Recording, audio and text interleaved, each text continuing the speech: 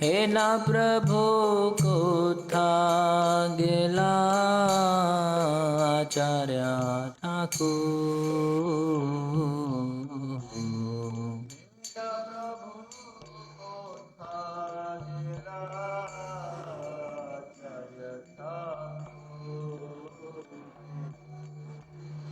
कहा मोरा स्वरूप रूपा कहाँ सनातन मोरा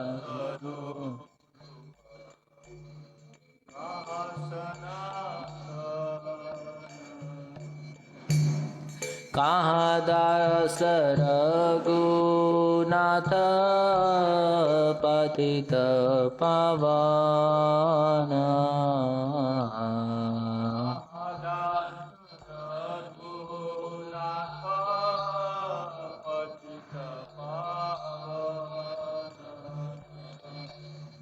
कहाँ मोरा भट्ट जुगा कहाँ कबीरा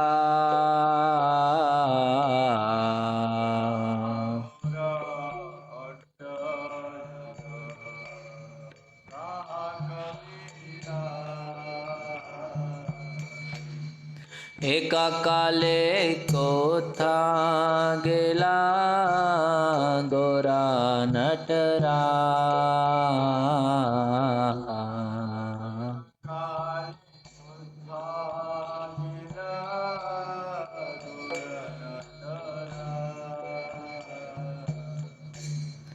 पाषाण कुटी बो माथा अनले पशिबो।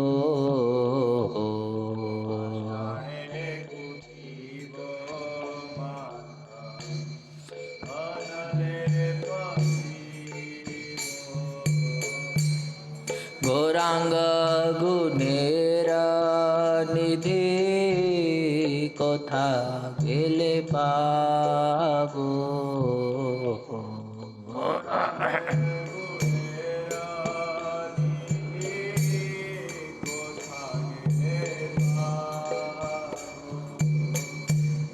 से सब संगीरा संगे ये कोई लो वेला।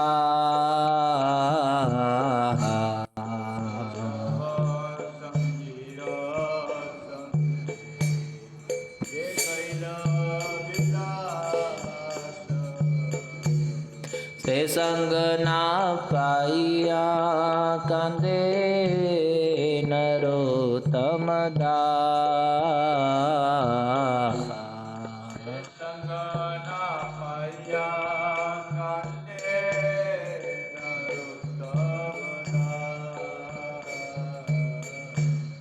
जे अनिलो प्रेम धन करुणा प्रचुर।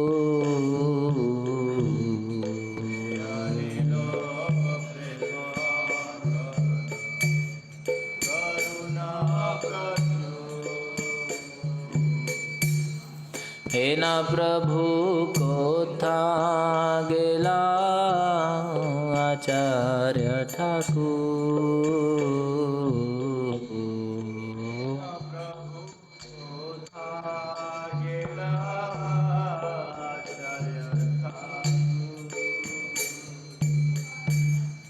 हरे Krishna Krishna Krishna Hare Hare Hare Ram Ram Ram Hare Hare.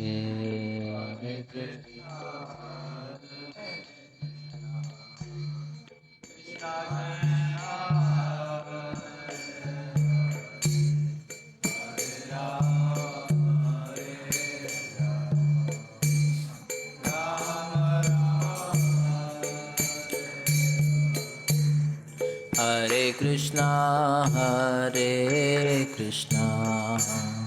Krishna Krishna Hare Hare Hare Rama Hare Rama Rama Rama Hare Hare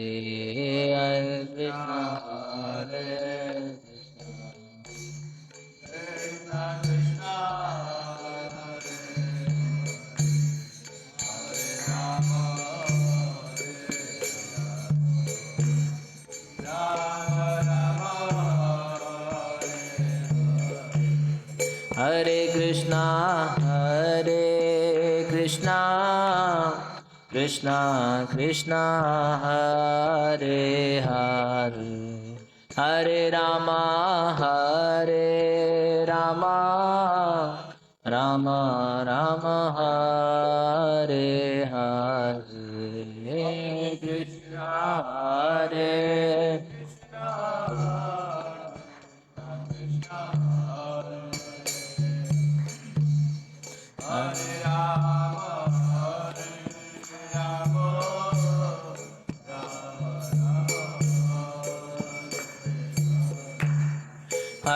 Krishna Hare Hare Krishna Krishna Krishna Hare Hare Hare Rama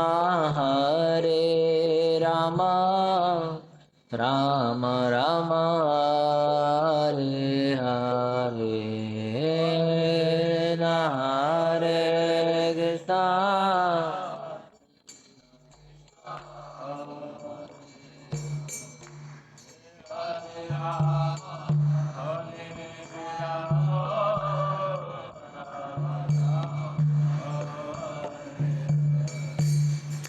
Hare Krishna Hare Krishna Krishna Krishna Hare Hare Hare Rama Rama Rama Hare Hare Hare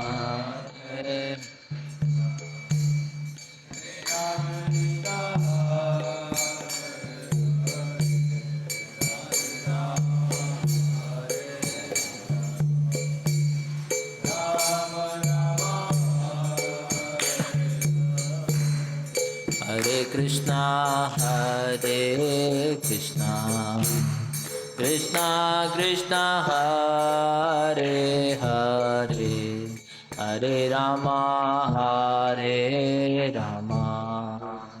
Rama Rama Hare Hare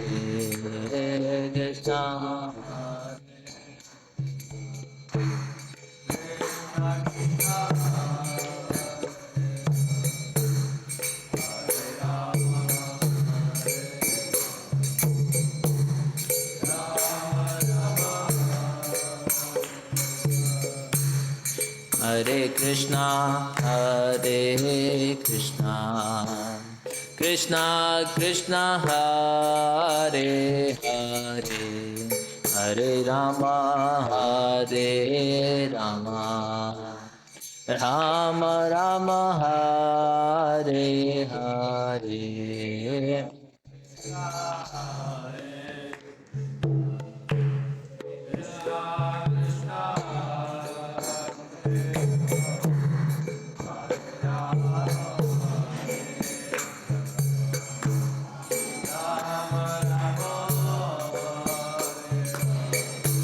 Jaya Radha Govinda Radha Govinda Radhe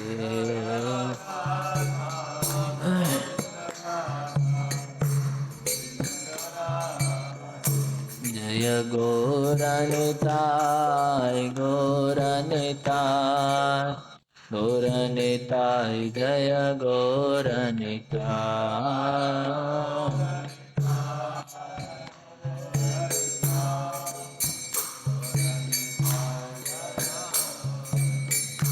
Jaya Jaya Prabhupada Prabhupada Prabhupada Prabhupada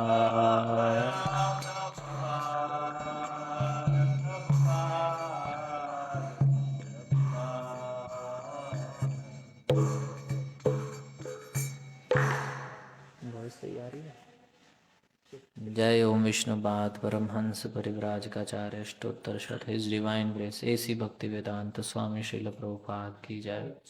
जय ओम विष्णुपाद परमहंस परिव्राजकाचार्य अष्टोत्तर शत his divine grace Srila भक्ति सिद्धांत स्वामी महाराज प्रभुपाद की जय।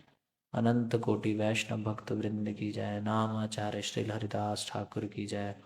श्रील रघुनाथ दास गोस्वामी तिरुभाव दिवस की जय। श्रील रघुनाथ भट्ट गोस्वामी तिरुभाव दिवस की जय। श्रील कृष्णदास कविराज गोस्वामी तिरुभाव दिवस की जय।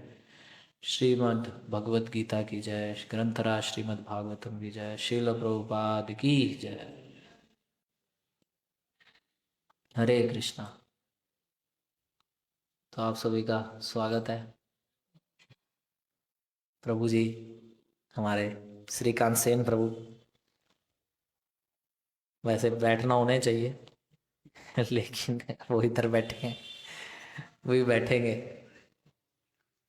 तो जो है आज श्रील रघुनाथ दास गोस्वामी, श्रील रघुनाथ भट्ट गोस्वामी, श्रील कृष्णदास कविराज गोस्वामी तिरोभाव दिवस है। बहुत महत्वपूर्ण दिन है आज, बहुत विशेष दिन है। तीनों हमारे आचार्य षड गोस्वामी चैतन्य चरितामृत जिन्होंने लिखी, श्रील कृष्णदास कविराज गोस्वामी, इनके जीवन को सुनना चाहिए, पढ़ना चाहिए। तो जो है आज हम चैतन्य चरितामृत से ही पढ़ेंगे। मेरा फेवरेट पास टाइम है, ये फेवरेट पास टाइम है। श्रील रघुनाथ दास गोस्वामी का जीवन, कैसे वो महाप्रभु से मिले। अन्य आचार्यों के विषय में समय मिला तो कर लेंगे, लेकिन यही चलेगा, यही बहुत लंबा है। नहीं तो आप लोग अपने खुद से सुन लीजिएगा। आज हम श्रील रघुनाथ दास गोस्वामी के जीवन चरित्र को पढ़ेंगे, जिसमें श्रील कृष्णदास कविराज गोस्वामी भी आ ही गए, क्योंकि उन्होंने ही चैतन्य चरितामृत लिखा है। तो मैं हिंदी अनुवाद पढ़ूंगा, पढ़ता जाऊंगा, आप लोग सुनते जाइए। कथा कहानी के रूप में है, कहानी है। कहीं बीच में लगा तो बंगाली गाने का भी प्रयास करेंगे। तो श्री कृष्ण चैतन्य महाप्रभु ने अपनी अहेतु की कृपा रूपी रस्सी से रघुनाथ दास गोस्वामी को घृणित पारिवारिक जीवन रूपी अंधे कुएं से उद्धार करने के लिए युक्ति का प्रयोग किया। उन्होंने रघुनाथ दास गोस्वामी को स्वरूप दामोदर गोस्वामी के संरक्षण में रखकर अपना निजी संगी बनाया। मैं उन्हें नमस्कार करता हूँ। मतलब चैतन्य महाप्रभु ने रघुनाथ दास गोस्वामी को बचा लिया, संसार में फंसने नहीं दिया। कैसे ये हुआ, ये हम पढ़ेंगे। जय जय श्री चैतन्य जय नित्यानंद, जय द्वैत चंद्र जय गौर भक्त वृंद। श्री चैतन्य महाप्रभु की जय हो, श्री नित्यानंद प्रभु की जय हो, श्री अद्वैत आचार्य की जय हो, और श्री चैतन्य महाप्रभु के समस्त भक्तों की जय हो। ए मत गौर चंद्र भक्त गणे संगे, नीला चले नाना लीला करे नाना रंगे। इस तरह भगवान गौरचंद्र ने अपने संगियों के साथ जगन्नाथपुरी में नाना प्रकार की दिव्य आनंददायी ने लीलाएं संपन्न करी। हम सब जानते हैं चैतन्य महाप्रभु 18 वर्ष का जगन्नाथपुरी में रहे। तो चैतन्य महाप्रभु वहाँ पे रहते थे, तो क्या था उनके मन की भावना। तो कृष्णदास कविराज गोस्वामी लिखते हैं, यद्यपि अंतरे कृष्ण वियोग बाधये, बाहिरे न प्रकाशये भक्त दुख भय। यद्यपि श्री चैतन्य महाप्रभु को कृष्ण के विछोह की पीड़ा होती थी, क्योंकि हम जानते हैं चैतन्य महाप्रभु कौन है, राधा रानी का भाव लिए श्री कृष्ण है। और राधा रानी हमेशा कृष्ण पास भी हो तो भी उन्हें कई बार लग जाता है कि कृष्ण कहीं चले तो नहीं गए, फिर उनको बहुत पीड़ा वियोग की होता है। तो महाप्रभु ये भाव लेके जब इस धरा धाम पे प्रकट हुए, तो वो भी इस विछोह की पीड़ा होती थी उन्हें, लेकिन वे अपनी भावनाओं को बाहर प्रकट नहीं करते थे, क्योंकि उन्हें भय था कि अगर वो बाहर प्रकट करेंगे तो क्या होगा। किस चीज़ का भय था, किस चीज़ का भय था चैतन्य महाप्रभु को। उन्होंने अपने मन की भावनाएं, उन्हें विरह विरह की पीड़ा होती थी कृष्ण से, वो बाहर प्रकट नहीं करते थे। क्यों? उनको था कि भक्तगण दुखी हो जाएंगे मेरे को दुखी देख के। ये रिलेशन है। चैतन्य महाप्रभु भक्तों के बारे में सोच रहे हैं। क्या सोच रहे हैं? कि अगर मुझे देखेंगे दुखी तो फिर ये भी दुखी हो जाएंगे। उत्कट विरह दुख यबे बहिराए, तबे ये वैकल्य प्रभु वर्णन न आए। जब श्री कृष्ण के विछोह से उत्पन्न गहन दुख को महाप्रभु प्रकट करते तो उनमें जो विकार आते उनका वर्णन नहीं किया जा सकता। जब कभी प्रकट भी कर देते तो वर्णन नहीं किया जा सकता कि उनके उस विरह की पीड़ा का क्या मतलब महाप्रभु के ऊपर प्रभाव पड़ता था। तो हम सब जानते हैं महाप्रभु क्या कुछ नहीं सुध बुध रहती थी। कभी कभी तो बह जाते थे समुद्र में, फिर उन्हें पकड़ते थे। एक मछुआरे ने पकड़ा, चैतन्य महाप्रभु ऐसे बह गए। चैतन्य महाप्रभु बह गए और एक मछुआरे ने सोचा बड़ी मछली पकड़ी गई है, गोल्डन फिश पकड़ी गई। तो जैसे ही चैतन्य महाप्रभु को उसने निकाला और चैतन्य महाप्रभु का स्पर्श किया, वो भी पागल हो गया। इतना कृष्ण प्रेम। जिस किसी को महाप्रभु स्पर्श कर लेते वो कृष्ण प्रेम में आप्लावित हो जाता। तो चैतन्य महाप्रभु के क्या भाव थे कोई समझ नहीं पाता था। एक छोटे से कमरे में चैतन्य महाप्रभु रहते थे और चैतन्य महाप्रभु कुरेद देते थे दीवार को कि मुझे जगन्नाथ जी के दर्शन करने हैं। और तो और एक बार उन्होंने पूछ लिया कि भाई भगवान कहाँ रहते हैं, कृष्ण कहाँ है? तो किसी ने बोल दिया कि आपके हृदय में रहते। तो हृदय फाड़ने यहीं निकलेंगे कृष्ण। तो कोई समझ नहीं पाता था और वर्णन नहीं किया जा सकता। कुछ बता दिया लेकिन वर्णन नहीं किया जा सकता कि चैतन्य महाप्रभु की क्या दशा थी। रामानंदेर कृष्ण कथा स्वरूपेर गान, विरह वेदनाय प्रभु राखए प्राण। जब महाप्रभु को कृष्ण के विछोह की तीव्र पीड़ा का अनुभव होता तो फिर क्या करते? तब रामानंद राय द्वारा कही गई कृष्ण कथा तथा स्वरूप दामोदर के मधुर गीत ही उन्हें जीवित रखते। तो उस समय रामानंद राय और स्वरूप दामोदर उनके साथ रहते थे। तो जब चैतन्य महाप्रभु इस प्रकार विरह की पीड़ा का अनुभव करते तो उनको श्री रामानंद राय कृष्ण कथा सुनाते, स्वरूप दामोदर कुछ गीत सुनाते, जिससे चैतन्य महाप्रभु को थोड़ा आराम रहता। दीने प्रभु नाना संगे हये अन्य मन, रात्रि काले बाड़े प्रभु विरह वेदन। तो बोल रहे दिन के समय क्या होता था? चैतन्य महाप्रभु दिन के समय तो भक्तों की संगति करते थे, मतलब भक्त लोग मिलने आते थे। तो भक्त लोग मिलने आते थे, बातचीत करते थे, तो चैतन्य महाप्रभु का मन बट जाता था। लेकिन रात के समय हम लोग रात के समय सो जाते हैं बढ़िया से। चैतन्य महाप्रभु क्या करते थे? चैतन्य महाप्रभु कृष्ण विरह की पीड़ा बढ़ जाती थी उनकी रात के समय, उनको नींद नहीं आती थी। कृष्ण विरह की पीड़ा बढ़ जाती थी। दिन के समय मन बट जाता था, भक्त लोग आ रहे हैं, किसी से कुछ बातचीत हो गई, कुछ होगा, कृष्ण कथा कर ली। रात के समय कौन करे? तार सुख हेतु संगे रहिए दुई जना, कृष्ण रस श्लोक गीते करे न सांत्वन। तो जब विरह की पीड़ा बढ़ जाती तो दो उनके साथ लोग रहते थे, श्री रामानंद राय और श्री स्वरूप दामोदर। तो क्या करते थे? अब चैतन्य महाप्रभु की पीड़ा बढ़ गई है विरह की, तो उसको थोड़ा सांत्वना के रूप में कुछ श्लोक सुनाते थे, कुछ गीत गाते थे या कृष्ण कथा करते थे। इस प्रकार से चैतन्य महाप्रभु जगन्नाथपुरी में अपनी ये दिव्य लीलाएं संपन्न कर रहे थे। उन्हें राधा रानी के विरह का अनुभव कर होता तो रामानंद राय श्री चैतन्य महाप्रभु को सुख देने में सहायक बनते। पूर्व काल में जब श्रीमती राधा रानी कृष्ण वियोग की पीड़ा का अनुभव करती, जब पूर्व काल में राधा रानी को जो विरह की पीड़ा जब कृष्ण से फील होती थी, तब क्या करती थी? ललिता उन्हें सहायता देती थी, ललिता और विशाखा। और यही ललिता और विशाखा अभी चैतन्य लीला में कौन है? श्री रामानंद राय और श्री स्वरूप दामोदर गोस्वामी। तो ये उन्हें सांत्वना देते और चैतन्य महाप्रभु इस प्रकार से 18 वर्ष जगन्नाथपुरी में रहे। रामानंद राय और स्वरूप दामोदर गोस्वामी के सौभाग्य का वर्णन कर पाना अत्यंत कठिन है। वे श्री चैतन्य महाप्रभु के घनिष्ठ विश्वसनीय मित्रों में के रूप में विख्यात है। तो कितना सौभाग्य है इन दोनों का। इस तरह महाप्रभु अपने भक्तों के साथ जीवन का आनंद लेते थे। हे श्री चैतन्य महाप्रभु के भक्तों, अब सुनो रघुनाथ दास गोस्वामी किस तरह महाप्रभु से मिले। अब कृष्णदास कविराज गोस्वामी बोल रहे हैं कि तो सुनिए श्री चैतन्य महाप्रभु के भक्तों। तो अगर आप अपने आप को श्री चैतन्य महाप्रभु का अनुयायी मानते हैं तो इसे ध्यानपूर्वक सुनिए।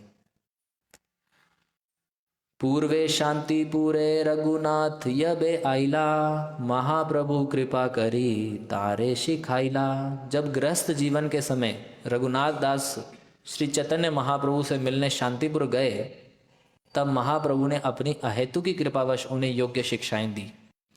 तो जब चैतन्य महाप्रभु से मिलने के लिए रघुनाथ दास गोस्वामी गए, उस समय वो ग्रस्त जीवन में थे, तब चैतन्य महाप्रभु ने उन्हें कुछ शिक्षाएं दी। प्रभुर शिक्षा ते हो निज घरे आए, मरकट वैराग्य छाड़ी हैला विषय पर आए। महाप्रभु कहते हैं कि तथाकथित वैरागी बनने के स्थान पर रघुनाथ दास महाप्रभु के उपदेशों का अनुसरण करते हुए अपने घर लौटे और विषयी व्यक्ति की तरह कार्य करने लगे। आगे समझेंगे आप कि रघुनाथ दास गोस्वामी बड़े महान भक्त हैं और वो चैतन्य महाप्रभु के साथ होना चाहते थे, लेकिन ग्रस्त भी हैं। लेकिन चैतन्य महाप्रभु ने उन्हें वापस भेज दिया। क्यों वापस भेजा, क्या हुआ, वो सब आगे आएगा। महाप्रभु की उपदेश का पालन करते हुए कि भी झूठा वैराग्य नहीं रखना, इस बात को मानते हुए घर लौट गए। शांतिपुर गए थे मिलने, सोच के गए थे कि अब यहीं रह जाएंगे, लेकिन रघुनाथ दास गोस्वामी को महाप्रभु ने वापस भेज दिया। भीतरे वैराग्य बहिरे कर्व करे सर्व कर्म, देखिया ता माता पिता आनंदित मन। माता पिता तो यही चाहते कि बच्चा फुल टाइम ना बने। किसी भी माता अपने मधुवन प्रभु को छोड़ के, मधुवन प्रभु नहीं चाहते होंगे शायद उनके बेटा फुल टाइम बन गया। ज़्यादातर माता पिता के क्या चाहते कि बच्चा जो है अच्छे से कमाए, संसार में बढ़िया करे। तो जब वापस लौट आए रघुनाथ दास गोस्वामी, तो बाहर से वैराग्य तो नहीं दिखाया, अंदर से वैराग्य था। बाहर में क्या करते थे, सारे काम कर रहे हैं बढ़िया से। पिताजी जो भी कार्य करते थे, आगे आएगा, उन्हीं के साथ हेल्प कर रहे हैं। ऐसा लग रहा है कि बहुत ही तो हमारा ही बच्चा बन गया है, तो कहीं इसको कोई गड़बड़ नहीं है, तो हमारा ही पार्टी का बन गया। सारा पैसे का हिसाब किताब रखना बहुत अच्छे से करते थे। ऐसा लगता था कि भाई ये तो बिजनेसमैन पकड़ लिए हमारा। तो माता पिता को बड़ा आनंद हो रहा था कि ये तो अब हम जैसा हम चाहते हैं वैसे ही कर रहा है। मथुरा हईते प्रभु आइला, वार्ता यबे पाइला, प्रभु पाश चली बारे उद्योग करीला। जब उन्हें यह संदेश मिला, किसको, रघुनाथ दास गोस्वामी को, कि चैतन्य महाप्रभु मथुरापुरी से लौट आए हैं, तो रघुनाथ दास ने महाप्रभु के चरणों तक जाने का प्रयास किया कि अभी दोबारा, पहले तो महाप्रभु से शांतिपुर मिलने गए थे, फिर महाप्रभु मथुरा चले गए, अब दोबारा आए हैं। तो अब रघुनाथ दास गोस्वामी के मन में था कि अभी जो है मैं इनके चरणों को प्राप्त करूंगा। हेन काले मुलकेर एक मलेच्छ अधिकारी, सप्तग्राम मुलुकेर से हये चौधरी। तो उस समय क्या हुआ, जहाँ पे रहते थे ये रघुनाथ दास गोस्वामी, सप्तग्राम नामक स्थान है, तो वहाँ पे एक मुसलमान आ गया और वो वहाँ पे अधिकारी के रूप में आया और टैक्स लेता था। वो क्या करते थे, टैक्स लेते थे। अभी रघुनाथ दास गोस्वामी के पिता और चाचा के बारे में वर्णन कर रहे हैं। हिरण्य दास मुलुक नील मकररी करिया, तार अधिकार गेल मरे से देखिया। जब रघुनाथ दास के ताऊ, उनके ताया जी का नाम क्या है रघुनाथ दास के, हिरण्य दास ने कर वसूल करने के लिए सरकार से समझौता किया, तो मुसलमान चौधरी अपना पद खोने के कारण उससे अत्यधिक ईर्ष्या करने लगा। हुआ क्या कि भी अब मुसलमान चौधरी अधिकारी है, उधर हिरण्य दास जी ने सरकार से समझौता कर लिया कि हम टैक्स लेंगे। तो ये मुसलमान जो है हिरण्य दास से ईर्ष्या करने लग गया। हिरण्यदास 20 लाख रुपए एकत्र करते थे। कब की बात है ये? 500 वर्ष पहले की बात है। हिरण्यदास टैक्स वैक्स वसूल करके कितना इकट्ठा करते थे? 20 लाख। अतएव उन्हें सरकार को 15 लाख रुपए देने होते थे, किंतु वे 12 लाख देते थे। ठीक है। और इस तरह 3 लाख रुपए का अधिक लाभ उठाते थे। देना कितना है? 15 लाख। देते थे 12 लाख। और इकट्ठा कितना करते थे? 20 लाख।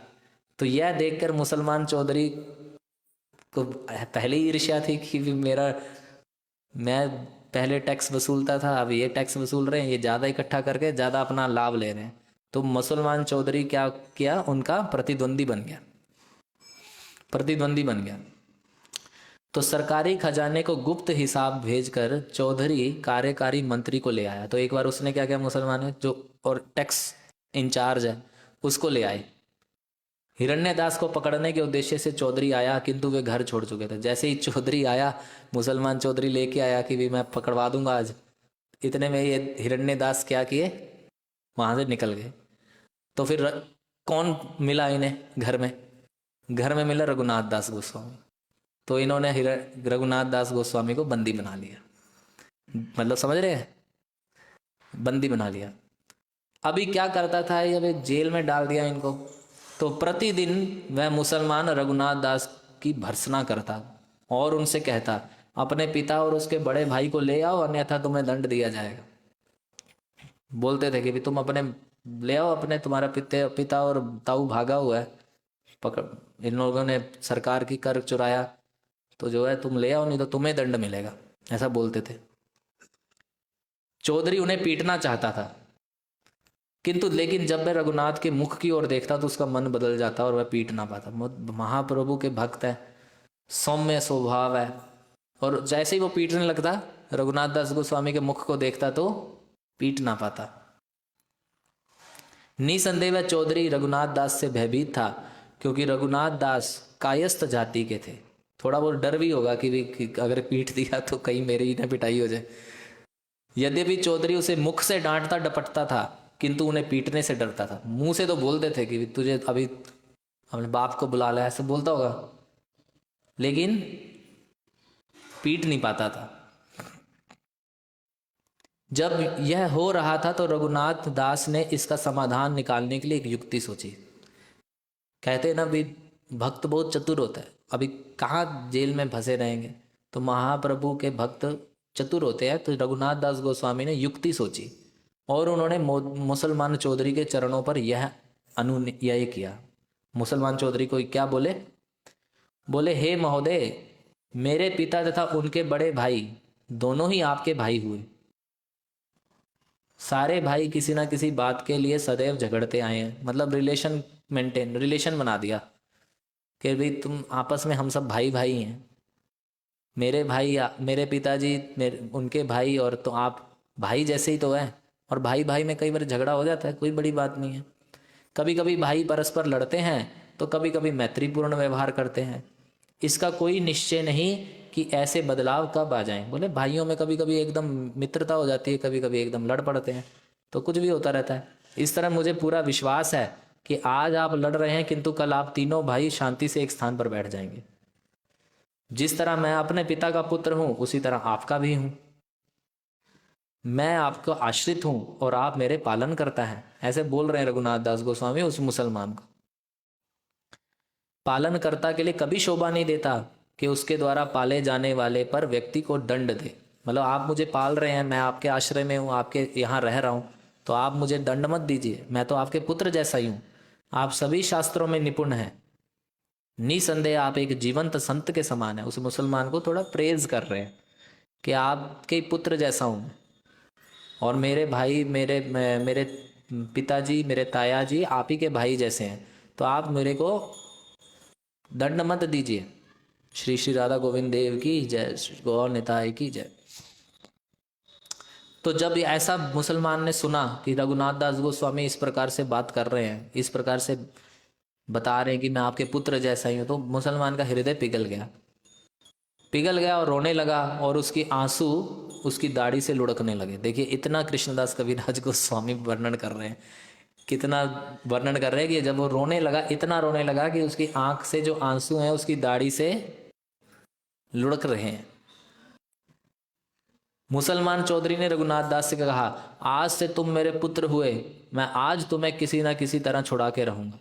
बोले अभी तो किसी तरीके से तुम्हें जेल में डलवा दिया, अब मैं ही तुम्हें छुड़वा के ही रहूंगा। मंत्री को सूचित करके चौधरी ने रघुनाथ दास को छोड़ दिया और तब उनसे अत्यंत स्नेहपूर्वक कहने लगा। मुसलमान क्या कहने लगा?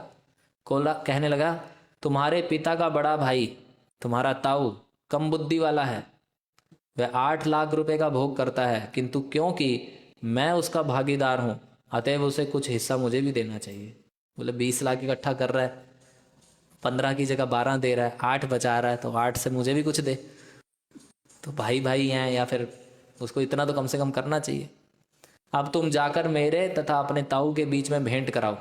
तो रघुनाथ दास गोस्वामी को बोले कि तुम जाओ, दोनों की भी हमारी भेंट कराओ, वह जो भला समझता हो वही करे, मैं पूरी तरह उसके निर्णय पर आश्रित रहूंगा। अभी उसको कुछ तो देना चाहिए मुझे, मैं जहाँ अधिकारी हूँ, मैं टैक्स लेता था, वो टैक्स लेने लगा और खुद ज़्यादा कमाई कर रहा है, मेरे को कुछ नहीं मिल रहा, तो समझौता कर लिया जाए, तो वो हम सेटिंग कर लेंगे। रघुनाथ दास ने अपने ताऊ तथा चौधरी की भेंट का प्रबंध किया, उन्होंने कला का समाधान कर दिया और सब शांत हो गया, सब ये मामला सेट हुआ। अब पॉइंट तो ये था कि महाप्रभु आए हैं मथुरा से लौट के, अब क्या करे रघुनाथ दास गोस्वामी। तो इस तरह रघुनाथ दास ने एक पूरे 1 वर्ष अच्छे व्यापारी प्रबंधक के रूप में बिताया। ऐसा लग रहा था कि ये तो अच्छे व्यापारी बन गए हैं, किंतु अगले वर्ष फिर से उन्होंने घर छोड़ने का निश्चय किया। अभी जिन्होंने फुल टाइम बनते हैं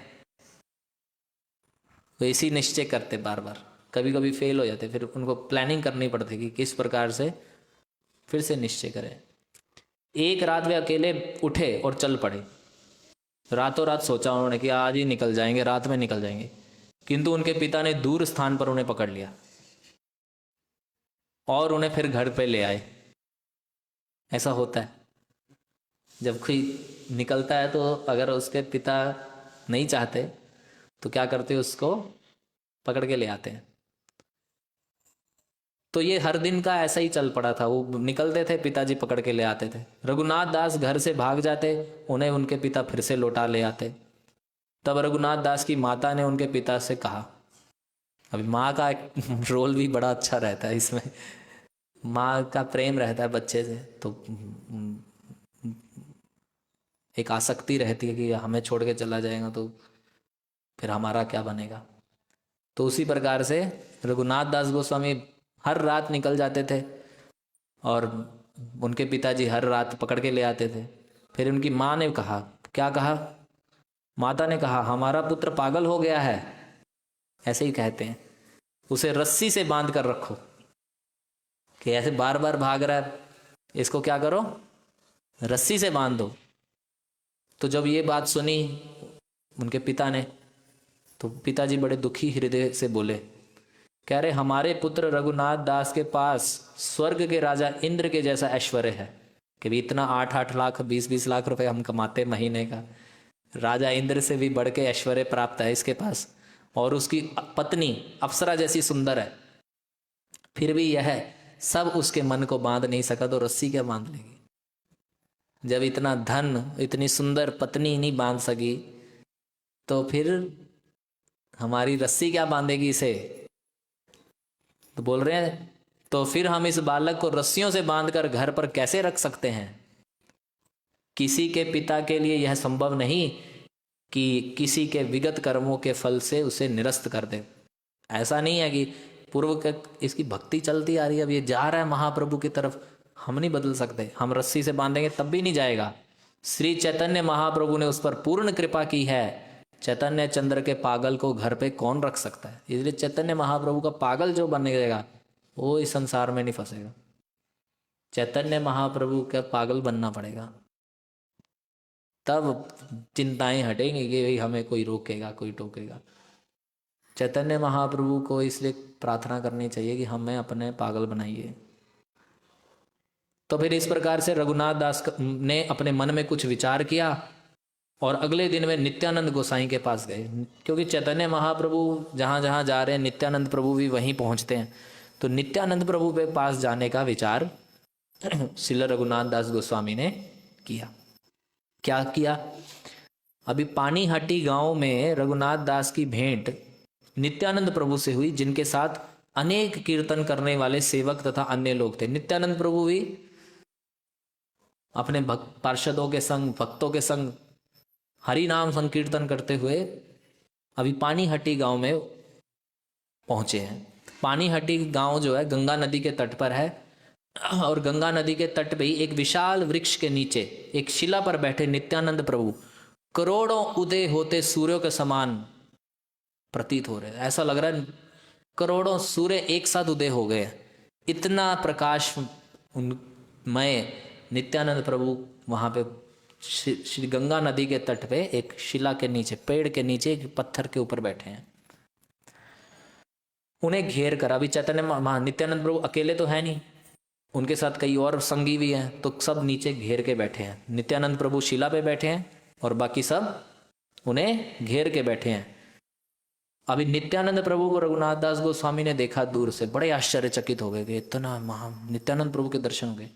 तो जैसे ही देखा रघुनाथ दास गोस्वामी ने नित्यानंद प्रभु को तुरंत दंडवत प्रणाम किया, और नित्यानंद प्रभु ने देख लिया कि रघुनाथ आया है। तो नित्यानंद प्रभु ने क्या कहा, मतलब नित्यानंद प्रभु ने देख लिया, उनको एक सेवक ने बताया कि वो देखिए रघुनाथ दास गोस्वामी, रघुनाथ दास आया, वो प्रणाम कर रहा है। तो नित्यानंद प्रभु ने देख लिया। तो नित्यानंद प्रभु ने जैसे ही देखा रघुनाथ को, तो नित्यानंद प्रभु ने कहा, तुम चोर हो, अब तुम मुझे मिलने आए हो, यहां आओ, आज मैं तुम्हें दंड दूंगा। नित्यानंद प्रभु क्या बोले, अभी कोई प्रणाम करे और उसको कोई बोले कि तू चोर है, तुझे मैं दंड दूंगा, तो प्रणाम करने वाले को क्या लगे, आज से इनके प्रणाम बंद कर देंगे, आज से इनको प्रणाम नहीं करेंगे। नित्यानंद प्रभु ने कहा तुम चोर हो। महाप्रभु ने, मतलब नित्यानंद प्रभु ने उन्हें बुलाया, लेकिन रघुनाथ दास निकट नहीं गए, अभी डर रहे हैं थोड़ा सा, कैसे जाएं। तब प्रभु ने बलपूर्वक पकड़ लिया और उनके सिर पे अपने चरण कमल रख दिए। ये दंड, अभी दंड देंगे, पहले तो कृपा करी कि तुम इतने चोर इतने दिन तक मिलने नहीं आए, सीधा महाप्रभु को मिलने जा रहे थे, मेरे से मिलने, बिना महाप्रभु को कौन मिल सकता है। इसलिए चैतन्य महाप्रभु को अगर प्राप्त करना है तो पहले नित्यानंद प्रभु की कृपा प्राप्त करनी होगी, और नित्यानंद प्रभु की कृपा बड़ी सरलता से प्राप्त हो जाती, केवल उनके पास पहुंचो। इसलिए परम पूज्य वराह स्वामी महाराज एक हमारे इस्कॉन में, ऐसे तो आते हैं नोएडा में, तो मुझे बहुत फोर्स किए कि एक चक्र ग्राम जाना है तुम्हें। मैं नहीं जा पाता था, मायापुर चले जाते थे, एक चक्र नहीं जाते थे, तो बहुत फोर्स किए, और महाराज बोलते थे कि वहाँ जाओगे नित्यानंद प्रभु की कृपा वहाँ मिलेगी, फिर उसके बाद तुम्हें भक्ति कर पाओगे। तो कैसे जाएं, तो हर बार फेल हो जाते थे, जा ही नहीं पाते थे। एक बार फिर महाराज ने खुद ही प्लान किया कि यहाँ इस तरह समय यहाँ पे आना है, वहाँ मैं मिलूंगा, वहाँ से गाड़ी बुक करनी है, वहाँ से एक चक्र जाना है। फिर मैं अब गया एक चक्र, और वहाँ नित्यानंद प्रभु का जन्म स्थान है। वहाँ पे नित्यानंद प्रभु बड़े दयालु हैं, वो बहुत दयालु हैं, कृपा करते हैं। इसलिए रघुनाथ दास गोस्वामी जब नित्यानंद प्रभु के पास गए तो नित्यानंद प्रभु ने उनके चरणों, अपने चरणों को नित्यानंद प्रभु ने रघुनाथ दास गोस्वामी के सिर पर रख दिया। नित्यानंद प्रभु स्वभाव से बड़े दयालु हैं तथा विनोदी हैं। दयालु होने के कारण वे रघुनाथ से इस प्रकार बोले, क्या बोले, बोले चूंकि तुम चोर की भांति हो, क्योंकि पास आने के बदले तुम दूर रहते हो, अब चूंकि मैंने तुम्हें पकड़ लिया इसलिए मैं तुम्हें दंड दूंगा। क्या दंड दूंगा, बोले तुम उत्सव मनाओ और मेरे सभी संगियों को दही तथा चिड़वा खिलाओ। जितने भी लोग यहाँ पे आए हैं इनको क्या खिलाना है, दही चिड़ा बना के खिलाना है, तुम करवाओगे, तुम ये सारी फीस्ट तुम दो, स्पॉन्सर करो। यह सुनकर रघुनाथ दास बड़े प्रसन्न हुए कि बिल अच्छा ये करना है, ठीक है। फिर क्या हुआ, रघुनाथ दास ने तुरंत ही अपने आदमियों को समस्त प्रकार की खाद्य वस्तुएं खरीद लाने के लिए गांव भेजा। पानीहाटी गांव में सबको भेजा कि जाओ चिड़ा, दही, दूध ले आओ। तो अभी सुनिए जरा ध्यान से। रघुनाथ दास चिड़ा, दही, दूध, मिठाइयाँ, चीनी, केले तथा अन्य खाद्य सामग्री ले आए और चारों ओर उन्हें रख दिया। उन्होंने सब रख दिया, सब जितना भी सामान लेके आए थे। ज्यों ही लोगों ने सुना कि उत्सव होने जा रहा है, त्यों ही सभी प्रकार के ब्राह्मण तथा अन्य सज्जन पधारने लगे। अभी तो होना तो थोड़े लोगों के लिए था, लेकिन अब गांव में खबर फैल गई कि इतना मटेरियल खरीदा गया, नदी के तट पे कुछ फेस्टिवल हो रहा है, सब असंख्य लोग इकट्ठे हो गए। भीड़ बढ़ती देखकर रघुनाथ दास ने अन्य गांव, एक गांव से खाद्य सामग्री फिनिश, तो अन्य गांव से खाद्य पदार्थ मांगने का प्रबंध किया कि अन्य गांव से लेके आओ, साथ वाले। वे 200-400 बड़े गोल मिट्टी के घड़े भी ले आए, क्योंकि दही चिड़ा बनेगा। फिर क्या हुआ, 5-7 बड़े बड़े मिट्टी के पात्र भी मंगवाए और एक ब्राह्मण इन पात्रों में नित्यानंद प्रभु की तुष्टि के लिए चिड़वा भिगोने लगा। एक पात्र में नित्यानंद प्रभु के लिए बनने लगा। एक स्थान पर इन बड़े पात्रों में गर्म दूध चिड़वा भिगोया गया। दूध चिड़ा और दही चिड़ा दोनों बन रहे थे। तब आधा चिड़ा दही, चीनी तथा केले के साथ मिलाया गया। आधे भाग को गाढ़े दूध में और तथा विशेष प्रकार के केले में, जो चांपा केला कहलाता है, मिलाया गया। तब चीनी, घी और कपूर डाला गया। जब नित्यानंद प्रभु अपनी वस्त्र बदल चुके थे और चबूतरे पर बैठ गए, तब वह ब्राह्मण उनके सामने 7 बड़े बड़े पात्र ले आया। इस चबूतरे पर श्री नित्यानंद प्रभु ने सर्वाधिक प्रमुख संगी तथा साथ ही अन्य बड़े लोग उनके चारों ओर गोलाकार में बैठ गए। मतलब नित्यानंद प्रभु के साथ ही कुछ विशेष पार्षदगण आसपास बैठ गए।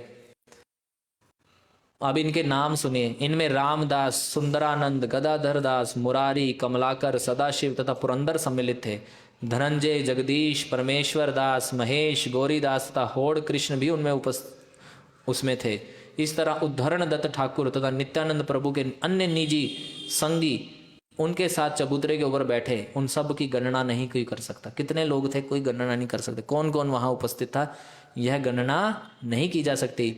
उत्सव के विषय में सुनकर सभी प्रकार के विद्वान, ब्राह्मण तथा पुरोहित वहां आए। भगवान नित्यानंद ने सबका सम्मान किया और अपने साथ चबूतरे पर बिठाया। चबूतरे पे जितने बैठा सकते थे बिठाए, आसपास सब लोग बैठते गए। चैतन्य नित्यानंद प्रभु जैसे महाराज पुणे में आए तो जहां जपा टॉक कर रहे थे सब वहीं इकट्ठे हो गए, वैसे ही नित्यानंद प्रभु जहां बैठ गए तो वहां सब लोगों ने घेर लिया। हर एक को 2 मिट्टी के बड़े पात्र दिए गए। अब सुनिए जरा कैसे किसको खिलाया गया। एक में चिड़वा के साथ गाढ़ा दूध रखा गया और दूसरे में दही चिड़ा। एक में 2 पात्र दिए गए, एक में दूध चिड़ा दिया गया और एक में दही चिड़ा दिया गया। अन्य सारे लोग चबूतरे के चारों ओर मंडली बनाकर बैठ गए। कोई यह नहीं गिन सका कि कुल कितने लोग थे, कहां कहां से लोग आए, कोई नहीं गिन सकता। हर एक को 2 मिट्टी के बड़े पात्र दिए गए। एक में दही भिगोया चिड़वा था और दूसरे में गाढ़े दूध का चिड़वा था। कुछ ब्राह्मण जिन्हें चबूतरे पर स्थान नहीं मिल पाया, अपने 2-2 मिट्टी के पात्र लेकर, जैसे राधाष्टमी पे क्या हुआ, प्रभुपाद अपीयरेंस डे पे हमने भंडारा प्रसाद किया, तो प्रसाद लेके कोई उधर बैठ गया, कोई उधर बैठ गया। इसी प्रकार अपने अपने पात्र लेके गंगा नदी के किनारे पे अपना पात्र लेके लोग बैठने लगे। अन्य लगे जिन्हें गंगा के नदी के किनारे पे भी स्थान नहीं मिला, वो गंगा नदी में ही चले गए और वहां जाके अपना दोनों प्रकार का चिड़वा खाने लगे। इस तरह कुछ तो चबूतरे पर ऊपर बैठे, कुछ चबूतरे के नीचे बैठे, कुछ गंगा के किनारे, और उन सबको भोजन बांटने वाले 20 व्यक्तियों द्वारा 2-2 पात्र दिए गए। 20 की टीम थी, जैसे हम टीम बनाते हैं प्रसाद डिस्ट्रीब्यूशन टीम, ऐसे 20 लोग थे जो दही चिड़ा बांट रहे थे। उस समय राघव पंडित वहां आ गए। अब राघव पंडित पानीहाटी में महान वैष्णव, वो वहां पे आ गए और उन्होंने देखा इतनी भीड़ लगी है, सब खा रहे हो, हंसने लगे। वे अपने साथ घी में पकाए हुए अनेक प्रकार के पकवान लाए थे, वो अपने घर से भी लेके आए थे। नित्यानंद प्रभु को उन्होंने उन्हें भेंट किया। यह प्रसाद पहले नित्यानंद प्रभु के समक्ष रखा गया, फिर भक्तों को बांट दिया गया। नित्यानंद प्रभु भगवान है तो ये जानते थे राघव पंडित। सबसे पहले उन्होंने नित्यानंद प्रभु को ऑफर किया और फिर भक्तों को बांट दिया। राघव पंडित ने नित्यानंद प्रभु से कहा, कह रहे, हे महोदय, मैं आपके लिए पहले ही भोजन अर्चा विग्रह को अर्पित कर चुका हूँ, किंतु आप यहाँ उत्सव में लगे हैं, इसलिए भोजन अछूता पड़ा है। क्योंकि मैं तो आपके लिए वहाँ पहले से भोग लगा के बैठा हूँ, आप आओ ग्रहण करो, और यहाँ पे आप फेस्टिवल मना रहे हैं। नित्यानंद प्रभु ने उत्तर दिया, दिन में मुझे यह सारा भोजन खाने दो, रात में तुम्हारे घर आके भोजन करूंगा। तो दिन में अभी फेस्टिवल में दही चिड़वा खाएंगे, फिर रात में तुम्हारे घर आके खा लेंगे। मैं ग्वालों की जाति का हूं। अब सुनिए जरा, कृष्ण बलराम है ना, बलराम जी हैं, तो क्या बोल रहे हैं, मैं ग्वालों की जाति का हूं, इसलिए सामान्यतः मेरे साथ अनेक ग्वाल संगी रहते हैं। हम नदी के रेतीले तट पर इस तरह के वन्य भोजन एक साथ खाते हैं तो मैं प्रसन्न होता हूँ। भी जब सारे मेरे संगी ये सब ग्वाल बाल, मैं ग्वाली जाति का हूँ, हम लोग यहाँ भोजन कर रहे हैं, ऐसा मैं पहले करता रहा हूँ, मुझे बड़ा आनंद आता है। नित्यानंद प्रभु ने राघव पंडित को बैठाया, उन्हें भी 2 पात्र दिए, जिसमें कौन को क्या क्या है 2 पात्रों में, दही चिड़ा और दूध चिड़ा। जब हर एक को चिड़वा परोसा जा चुका तो नित्यानंद प्रभु ध्यान में श्री चैतन्य महाप्रभु के लिए आए। अब देखिए प्रसाद कैसे खाना है, हम लोग प्रसाद कैसे खाएं, या आइटम खराब है, ये है वो है, 100 चीजें निकालते हैं। चैतन्य महाप्रभु का स्मरण करने लगे नित्यानंद प्रभु कि अभी प्रसाद खाने से पहले किसका स्मरण कर रहे हैं, चैतन्य महाप्रभु को अपने स्मरण में ले आए। जब श्री चैतन्य महाप्रभु को स्मरण में ले आए तो वास्तव में चैतन्य महाप्रभु वहां पे आ गए। नित्यानंद प्रभु खड़े हो गए, तब उन्होंने देखा कि किस तरह अन्य लोग दही तथा घनीभूत दूध के साथ चिड़वा का आनंद ले रहे हैं। दोनों ने देखा, चैतन्य महाप्रभु और नित्यानंद प्रभु ने देखा कि सब लोग प्रसाद का आनंद ले रहे हैं। श्री चैतन्य महाप्रभु ने प्रत्येक पात्र से चिड़वे का एक ग्रास लिया और परिहास व श्री चैतन्य महाप्रभु के मुंह में ठूस दिया। दोनों मित्र हैं, भाई हैं, तो आपस का रिलेशन इतना स्ट्रांग है कि महाप्रभु के मुंह में दे दिया, खिलाया। यहाँ कृष्णदास कविराज शब्द यूज कर रहे हैं, ठूस दिया, मतलब खिलाया, अच्छे से खिलाया। श्री चैतन्य महाप्रभु ने हंसते हंसते भोजन का एक कौर लिया और नित्यानंद प्रभु के मुंह में डाल दिया और नित्यानंद को खिलाते समय हंसने लगे। ये दोनों मधुर लीलाएं, गौर निताई, इसलिए गौर निताई की लीलाएं जाननी चाहिए। कैसे गौर निताई, चैतन्य महाप्रभु नित्यानंद प्रभु दोनों के रिलेशन को समझिए। इस तरह नित्यानंद प्रभु भोजन करने वाले सभी की मंडलियों में से होकर घूम रहे थे और वहां पर खड़े सारे वैष्णव यह कौतुक देख रहे थे कि क्या हो रहा है, महाप्रभु खिला रहे हैं। हालांकि कुछ लोग तो देख ही नहीं पाएंगे, महाप्रभु वहां पे आए हैं। कुछ लोग जो देख पा रहे थे, देख रहे थे कि कैसे नित्यानंद प्रभु महाप्रभु को खिला रहे हैं और महाप्रभु नित्यानंद प्रभु को खिला रहे हैं। जब नित्यानंद प्रभु घूम रहे थे, सब जगह जा जाके देख रहे थे, तब वे क्या कर रहे थे यह कोई नहीं समझ सका, किंतु कुछ लोग बड़े भाग्यशाली थे, वह देख सके कि श्री चैतन्य महाप्रभु भी वहां उपस्थित है। तब नित्यानंद प्रभु हंस उठे और बैठ गए। उन्होंने अपनी दाहिनी और 4 पात्र रखे जिनका चिड़वा उबले चावल से नहीं बनाया गया था, अभी अलग प्रकार का है, अपने दाहिनी ओर रखी। नित्यानंद प्रभु ने श्री चैतन्य महाप्रभु को स्थान दिया। अभी चैतन्य महाप्रभु के लिए खिलाएंगे और उन्हें बिठाया। तब दोनों भाई एक साथ चिड़वा खाने लगे। अपने साथ चैतन्य महाप्रभु को खाते देखकर नित्यानंद प्रभु अत्यधिक प्रसन्न हुए और उन्होंने नाना प्रकार के भावावेश प्रदर्शित किए। श्री नित्यानंद प्रभु ने आज्ञा दी, सभी लोग हरि नाम का कीर्तन करते हुए भोजन करें। हरि हरि की ध्वनि गूंज गई और सारे ब्रह्मांड हरि हरि की ध्वनि से गूंज गया। बातें नहीं करनी चाहिए प्रसाद के समय, भगवान का नाम ले लो।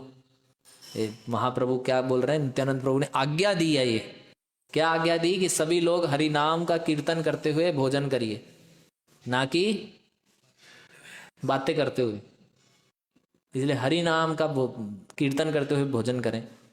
सारे वैष्णव हरि हरि बोलकर भोजन कर रहे थे, तो उन्हें स्मरण हो आया कि किस तरह कृष्ण बलराम अपने ग्वाल बाल साथियों के साथ यमुना के तट पर भोजन करते थे। वहां पे जितने लोग उपस्थित थे उन्हें कृष्ण बलराम का स्मरण हुआ। भगवान का नाम लेंगे तभी तो स्मरण होगा। इसलिए श्रील प्रभुपाद जी क्या कहते हैं, श्री कृष्ण को सबसे इजी मेथड क्या है स्मरण करने का, हरे कृष्ण महामंत्र। श्री चैतन्य महाप्रभु तथा नित्यानंद प्रभु अत्यंत दयालु तथा उदार हैं। यह तो रघुनाथ दास का सौभाग्य था कि उन्होंने यह सब व्यवहार स्वीकार कर लिए। रघुनाथ दास गोस्वामी की क्या महिमा है कि महाप्रभु ने, नित्यानंद प्रभु ने उनकी सेवा स्वीकार कर ली। हमें इस भावना से सेवा करनी चाहिए भगवान की, हमारी सेवा स्वीकार कर लें। हम इस भावना को देखना चाहिए महाप्रभु की हमारी सेवा स्वीकार करेंगे कि नहीं करेंगे। नित्यानंद प्रभु के प्रभाव तथा कृपा को कौन समझ सकता है। वे इतने शक्तिशाली हैं कि उन्होंने श्री चैतन्य महाप्रभु को गंगा तट पर चिड़वा खाने के लिए आने के लिए प्रेरित किया। महाप्रभु थे नहीं है, महाप्रभु कहीं और हैं, और नित्यानंद प्रभु ने वहां उन्हें बुला लिया। तो सब लोग गंगा के नदी के तट पे, सब कुछ गंगा को यमुना समझ बैठे, सब ऐसा हो गया। नित्यानंद प्रभु और चैतन्य महाप्रभु वहां पे उपस्थित हैं, तो ग्वाल बाल वाला माहौल है, प्रसाद खाया जा रहा है। तो गंगा नदी भी सबको क्या लगने लगी, यमुना लगने लगी। जब अनेक अन्य गांवों के दुकानदारों ने महोत्सव के बारे में सुना, तो वे चिड़वा, दही, संदेश, मिठाई, केला बेचने के लिए वहां आ गए। जब फेस्टिवल लगता है तो आ जाते हैं ना लोग, ऐसे इस अन्य गांवों के सारे लोग अपनी अपनी दुकानें लेके वहां आ गए। जैसे ही वे सभी प्रकार की भोज्य सामग्री लेकर आए, तो रघुनाथ दास ने सोचा कि सारी खरीद लो, अभी जो आए हैं सब अब बंटने दो, प्रसाद जितना बंटता है। उन्होंने उन्हें उनके सामान का मूल्य चुकता किया और बाद में उन्हें ही भोजन खिला दिया। जो जिसका सामान खरीदा उसी को ही खिला खिला के भेजते गए। जो भी यह देखने के लिए आया वह बड़े कुतूहल वर्धक कार्य हो रहे हैं, उन्हें भी चिड़वा, दही, केला खिलाएगा। जो देखने भी आया भी क्या हो रहा है क्या हो रहा है, उसको भी खिला खिला के भेजा गया। नित्यानंद प्रभु ने भोजन करने के बाद हाथ तथा मुंह धोए और रघुनाथ दास के 4 पात्रों में बचा हुआ भोजन दिया। अभी महाप्रभु का उच्चिष्ट दिया रघुनाथ दास गोस्वामी को। जो 4 पात्र रखे थे उसमें जो बच गया वो रघुनाथ दास गोस्वामी को खाने के लिए दिया। भगवान नित्यानंद के 3 अन्य बड़े पात्रों में भोजन बचा रहा, जिसे एक ब्राह्मण ने सारे भक्तों को, अब महाप्रसाद बांट दिया उसने भी। एक ब्राह्मण ने देखा भी नित्यानंद प्रभु का भी बच गया थोड़ा थोड़ा, उसने सबको बांट दिया। जब सबको बांट दिया तब एक ब्राह्मण एक फूल की माला ले आया और उसने उसे नित्यानंद प्रभु के गले में डाल दी और उनके सारे शरीर पर चंदन का लेप किया। नित्यानंद प्रभु के शरीर पर चंदन लगाया। जब नौकर पान ले आया तो नित्यानंद प्रभु को भेंट किया, तो प्रभु हंसने लगे और पान चबाने लगे। नित्यानंद प्रभु ने अपने हाथों से सारे भक्तों में बची हुई फूल मालाएं, चंदन, लेप, पान बांट दिए। सब बांट दिया। बांट देना चाहिए, कभी रखना नहीं चाहिए। नित्यानंद प्रभु के बचे भोजन का शेष पाकर अत्यंत प्रसन्न रघुनाथ दास ने कुछ तो खाया और शेष अपने निजी संगियों में बांट दिया। ये बांटने वाला काम करना चाहिए, ये नहीं कि भी मेरा छुपा के रख ले, नहीं, बांट देना चाहिए। इस तरह मैंने चिड़ा दही महोत्सव के संबंध में नित्यानंद प्रभु की लीलाओं का वर्णन किया है। नित्यानंद प्रभु ने दिन में आराम किया और जब दिन का अंत हो गया तो किनके घर जाना था, किनके घर जाना था? देखते हैं ध्यानपूर्वक सुन रहे हैं कि नहीं आप। किनके घर जाना था? यानी कि ध्यान से नहीं सुन रहे। राघव पंडित के घर जाना था। तो रात के समय वे राघव पंडित के मंदिर गए और वहां भगवान के पवित्र नाम का संकीर्तन करना प्रारंभ कर दिया। सर्वप्रथम नित्यानंद प्रभु ने सारे भक्तों को नाचने के लिए प्रेरित किया और अंत में वे स्वयं भी नाचने लगे। इस तरह उन्होंने सारे जगत को प्रेम आवेश में आप्लावित कर दिया। श्री चैतन्य महाप्रभु श्री नित्यानंद प्रभु का नृत्य देख रहे थे।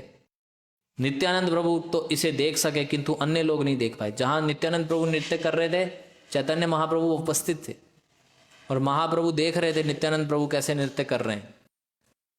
श्री चैतन्य महाप्रभु के नृत्य की तरह नित्यानंद प्रभु के नृत्य की तुलना इन तीनों जगतों में किसी वस्तु से नहीं की जा सकती। देख सकते हैं हम महाप्रभु और नित्यानंद प्रभु दोनों नृत्य वेश मतलब नृत्य कर रहे हैं, ऐसे हैं, इनकी तुलना नहीं की जा सकती। नित्यानंद प्रभु के नृत्य की मधुरता का वर्णन उचित प्रकार से कोई नहीं कर सकता। श्री चैतन्य महाप्रभु स्वयं चलकर इसे देखने आते हैं। नृत्य के बाद जब नित्यानंद प्रभु विश्राम कर चुके तो राघव पंडित ने उनसे निवेदन किया कि अब रात्रि का भोजन कर लें। यानी कि किसी के घर प्रसाद खाने जाओ, पहले कीर्तन करना चाहिए, खूब नाचो फिर प्रसाद खाओ। ये नहीं कि पहले प्रसाद खाया फिर निकल लिए, पहले तो कीर्तन करना चाहिए। समझ रहे हैं? जैसे सिखा रहे हैं, स्वयं सिखा रहे हैं महाप्रभु। नित्यानंद प्रभु अपने निजी संगियों के साथ भोजन करने बैठ गए और श्री चैतन्य महाप्रभु ने महाप्रभु के लिए अपनी दाहिनी ओर फिर से आसन बना दिया। महाप्रभु को आसन दे के ही खाते थे नित्यानंद प्रभु, ये देख लीजिए। ऐसा नहीं कि भाई मेरे को बुलाया चैतन्य महाप्रभु कहाँ है, नहीं, चैतन्य महाप्रभु है नहीं है, उनका आसन लगाते थे। श्री चैतन्य महाप्रभु वहां आए और अपने आसन पर बैठ गए। जब लगाओगे तो आएंगे भगवान, ये तो थोड़ी ना भगवान उधर हैं तो यहाँ नहीं आएंगे, आप करोगे तो आ जाएंगे। यह देखकर राघव पंडित को अत्यंत आनंद हुआ। राघव पंडित देख पाए कि चैतन्य महाप्रभु आ गए हैं, वो बहुत खुश हुए। राघव पंडित दोनों भाइयों के समक्ष प्रसाद ले आए और उसके बाद अन्य सभी वैष्णवों को प्रसाद वितरित किया गया। उसमें कई तरह की मिठाइयाँ, खीर तथा उत्तम पकाए चावल थे जो अमृत को भी मात कर देने वाले थे। कई प्रकार की सब्जियां भी थी। राघव पंडित द्वारा तैयार किया गया तथा अर्चा विग्रह को भेंट किया गया भोजन अमृत के समान था। श्री चैतन्य महाप्रभु ऐसा प्रसाद खाने के लिए बारंबार वहां आते रहते थे। महाप्रभु प्रेम से बुलाएंगे तो आते थे। जब राघव पंडित भोजन पकाने के बाद उसे अर्चा विग्रह को अर्पित करते, तब चैतन्य महाप्रभु के लिए अलग भोग लगाते। श्री चैतन्य महाप्रभु प्रतिदिन राघव पंडित के घर भोजन करते। कभी कभी राघव पंडित को अपना दर्शन पाने का अवसर प्रदान करते। आते थे महाप्रभु, उसका स्वीकार करते, कभी कभी दर्शन भी देते थे। राघव पंडित प्रसाद लाकर दोनों भाइयों को देते और बड़ी ही सावधानी से उन्हें खिलाते। वे सारा प्रसाद खा जाते, जिससे कोई शेष नहीं बचता था। इतना टेस्टी बनाते थे, अमृत से भी बढ़िया, कि दोनों भाई सब खा जाते थे। वे इतने सारे प्रसाद ले आते कि लोग ठीक से ना जान पाते थे। निसंदेह यह सच था कि परम माता श्रीमती राधा रानी स्वयं आकर राघव पंडित के घर भोजन पकाती थी। श्रीमती राधा रानी को दुर्वासा मुनि से यह वर मिला था कि वे जो कुछ भी पकाएंगी वह अमृत से भी अधिक मधुर होगा। उनकी पाक विद्या का यह विशेष गुण है। यह भोजन सुगंधित एवं देखने में सुहावना होता और समस्त मधुरता का सार होता। इस तरह चैतन्य महाप्रभु तथा नित्यानंद प्रभु दोनों भाई परम संतोष के साथ भोजन करते। वहां पर उपस्थित सारे भक्तों ने रघुनाथ दास से प्रार्थना की। रघुनाथ दास गोस्वामी साथ चल रहे हैं, ये ध्यान देना, कि वे बैठकर प्रसाद ग्रहण करें, किंतु राघव पंडित ने उन्हें बताया कि वे बाद में प्रसाद ग्रहण करेंगे, क्योंकि हो सकता है स्पेशल महाप्रसाद मिले, इसलिए सबके साथ नहीं दे रहे, बाद में ग्रहण करेंगे। सारे भक्तों ने इतना प्रसाद खाया कि गले तक भोजन भर दिया। तत्पश्चात क्या किया? जब गले तक भोजन भर दिया फिर क्या करना है? तत्पश्चात हरि के पवित्र नाम का उच्चारण करते हुए सभी खड़े हुए और सबने अपने अपने हाथ मुंह धोए। यानी कि प्रसाद खाने के बाद भगवान का नाम लेके उठना चाहिए, इसलिए हम बोल के उठते हैं, हरे कृष्णा। भोजन के बाद दोनों भाइयों ने हाथ मुंह धोए। तब राघव पंडित फूल की मालाएं और चंदन लेप ले आए और उन्हें सुसज्जित किया। यानी कि भगवान को खिलाने के बाद जैसे क्या करते हैं, भगवान को फूल माला आरती करते ना, हम ऐसे करते। राघव पंडित ने उन्हें पान का बीड़ा खिलाया और उनके चरण कमलों में वंदना की। उन्होंने भक्तों को भी पान, फूल मालाएं और चंदन लेप दिया। रघुनाथ दास के ऊपर विशेष कृपालु होने के कारण राघव पंडित ने बोला था ना भी इनको बाद में खिलाएंगे, तो क्या किया? दोनों भाइयों द्वारा छोड़े गए उच्चिष्ट की थालियां दी। उन्होंने कहा, श्री चैतन्य महाप्रभु ने यह भोजन किया है, यदि तुम उनके विशेष को ग्रहण करोगे तो तुम अपने परिवार के बंधन से छूट जाओ। यानी कि प्रसाद ग्रहण करने से भी परिवार के बंधन छूट जाएंगे। अगर कोई प्रसाद ग्रहण करता है, प्रसाद की भावना से ग्रहण करे तब छूटेगा, ऐसे नहीं छूटेगा। जब प्रसाद की भावना से, महाकृष्ण का प्रसाद है, इस भावना से ग्रहण किया जाए तो परिवार के बंधन कट जाएंगे। पूर्ण पुरुषोत्तम भगवान सदैव या तो भक्त के हृदय में या उसके घर में निवास करते हैं। यह बात कभी छिपी रहती है तो कभी प्रकट होती है, क्योंकि पूर्ण पुरुषोत्तम भगवान पूर्ण रूप से स्वतंत्र है। पूर्ण पुरुषोत्तम भगवान सर्वव्यापी हैं, अतएव वे सर्वत्र निवास करते हैं। इसमें कोई जो संदेह करता है उसका विनाश हो जाता है। श्री श्री राधा गोविंद देव की जय, श्री गौर निताय की जय।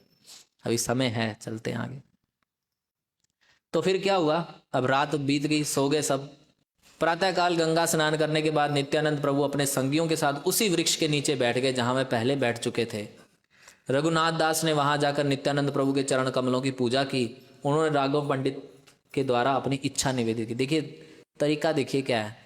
नित्यानंद प्रभु को अपनी डायरेक्ट इच्छा नहीं बता रहे, राघव पंडित को बताया कि आप बताइए, क्योंकि राघव पंडित नित्यानंद प्रभु के क्लोज हैं। तो राघव पंडित को बोले कि मेरी ये इच्छा है, आप नित्यानंद प्रभु को बताएं। मैं मनुष्यों में अधम, अत्यंत पापी, पतित तथा तिरस्कृत हूँ, तो भी मैं श्री चैतन्य महाप्रभु के चरण कमलों को पाने का इच्छुक हूँ। देखिए रघुनाथ दास गोस्वामी क्या कह रहे हैं कि मैं मनुष्यों में अधम, अत्यंत पापी, पतित तथा तिरस्कृत हूँ। मैं महाप्रभु के चरण कमलों को शरण ग्रहण करने की इच्छा रखता हूँ। चांद पकड़ने के इच्छुक किसी बोने की तरह मैंने अनेक बार भरसक प्रयत्न किए किंतु कभी सफल नहीं हुआ। बोले मैं बहुत बार निकला, जैसे एक बोना अगर चांद को पकड़े तो क्या ही प्रयास है। तो महाप्रभु को बोल रहे हैं, नित्यानंद प्रभु को अपनी इच्छा व्यक्त कर रहे हैं रघुनाथ दास गोस्वामी की, जैसे एक बोना चांद को पकड़ने का प्रयास करता है, उसी प्रकार मैंने चैतन्य महाप्रभु के चरणों को प्राप्त करने के लिए कई प्रयास किए। घर से भागा, ये हुआ वो हुआ, लेकिन मैं कभी सफल नहीं हुआ। जितनी बार मैंने भाग जाना और अपने घरेलू संबंध तोड़ देना चाहा, उतने बार मेरे माता पिता ने मुझे दुर्भाग्यवश फिर से बांध दिया। आपकी कृपा के बिना, नित्यानंद प्रभु को बोल रहे हैं, आपकी कृपा के बिना कोई चैतन्य महाप्रभु की शरण प्राप्त नहीं कर सकता, किंतु यदि आप कृपालु हो तो अधम से अधम व्यक्ति भी उनके चरण कमलों की शरण पा सकता है। यानी कि नित्यानंद प्रभु की कृपा जिसे प्राप्त होती है, कैसा भी है वो भी महाप्रभु को प्राप्त कर लेगा। यद्यपि मैं अयोग्य हूं और यह याचना करते हुए अत्यधिक भयभीत हूं, तो भी मेरी आपसे प्रार्थना है कि आप मुझे श्री चैतन्य महाप्रभु के चरण कमलों में शरण प्रदान करके मेरे प्रति विशेष कृपालु हों। बोले आप मुझे कृपा करें, आप मेरे सिर पे अपने चरण रखकर मुझे आशीर्वाद दें कि मैं बिना कठिनाई के श्री चैतन्य महाप्रभु की शरण प्राप्त कर सकूं। ये भी बड़ा इंपॉर्टेंट है, नहीं तो कठिनाई बहुत आती है। जब चैतन्य महाप्रभु की शरण प्राप्त करने के जाओ तो कठिनाइयां बहुत आती हैं, इसलिए कठिनाइयों का लिए प्रार्थना करनी पड़ेगी। किससे प्रार्थना करनी पड़ेगी? नित्यानंद प्रभु से, कि मेरी कठिनाइयां ना आए, मैं चैतन्य महाप्रभु को सरलता से प्राप्त कर लूं। मैं आपसे इस आशीर्वाद के लिए प्रार्थना करता हूं। यानी कि क्या मांगो नित्यानंद प्रभु से, यही मांगना चाहिए।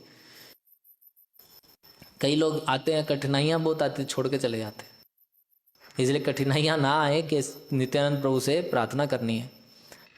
रघुनाथ दास की याचना सुनकर नित्यानंद प्रभु हंसे और सारे भक्तों से बोले, रघुनाथ दास के भौतिक सुख का स्तर राजा स्वर्ग के राजा इंद्र के सुख के समान है। जानते थे नित्यानंद प्रभु, बोले कि ये रघुनाथ दास गोस्वामी का सुख जो है, फोन बज गया, राजा इंद्र के समान है। काट दो काट दो।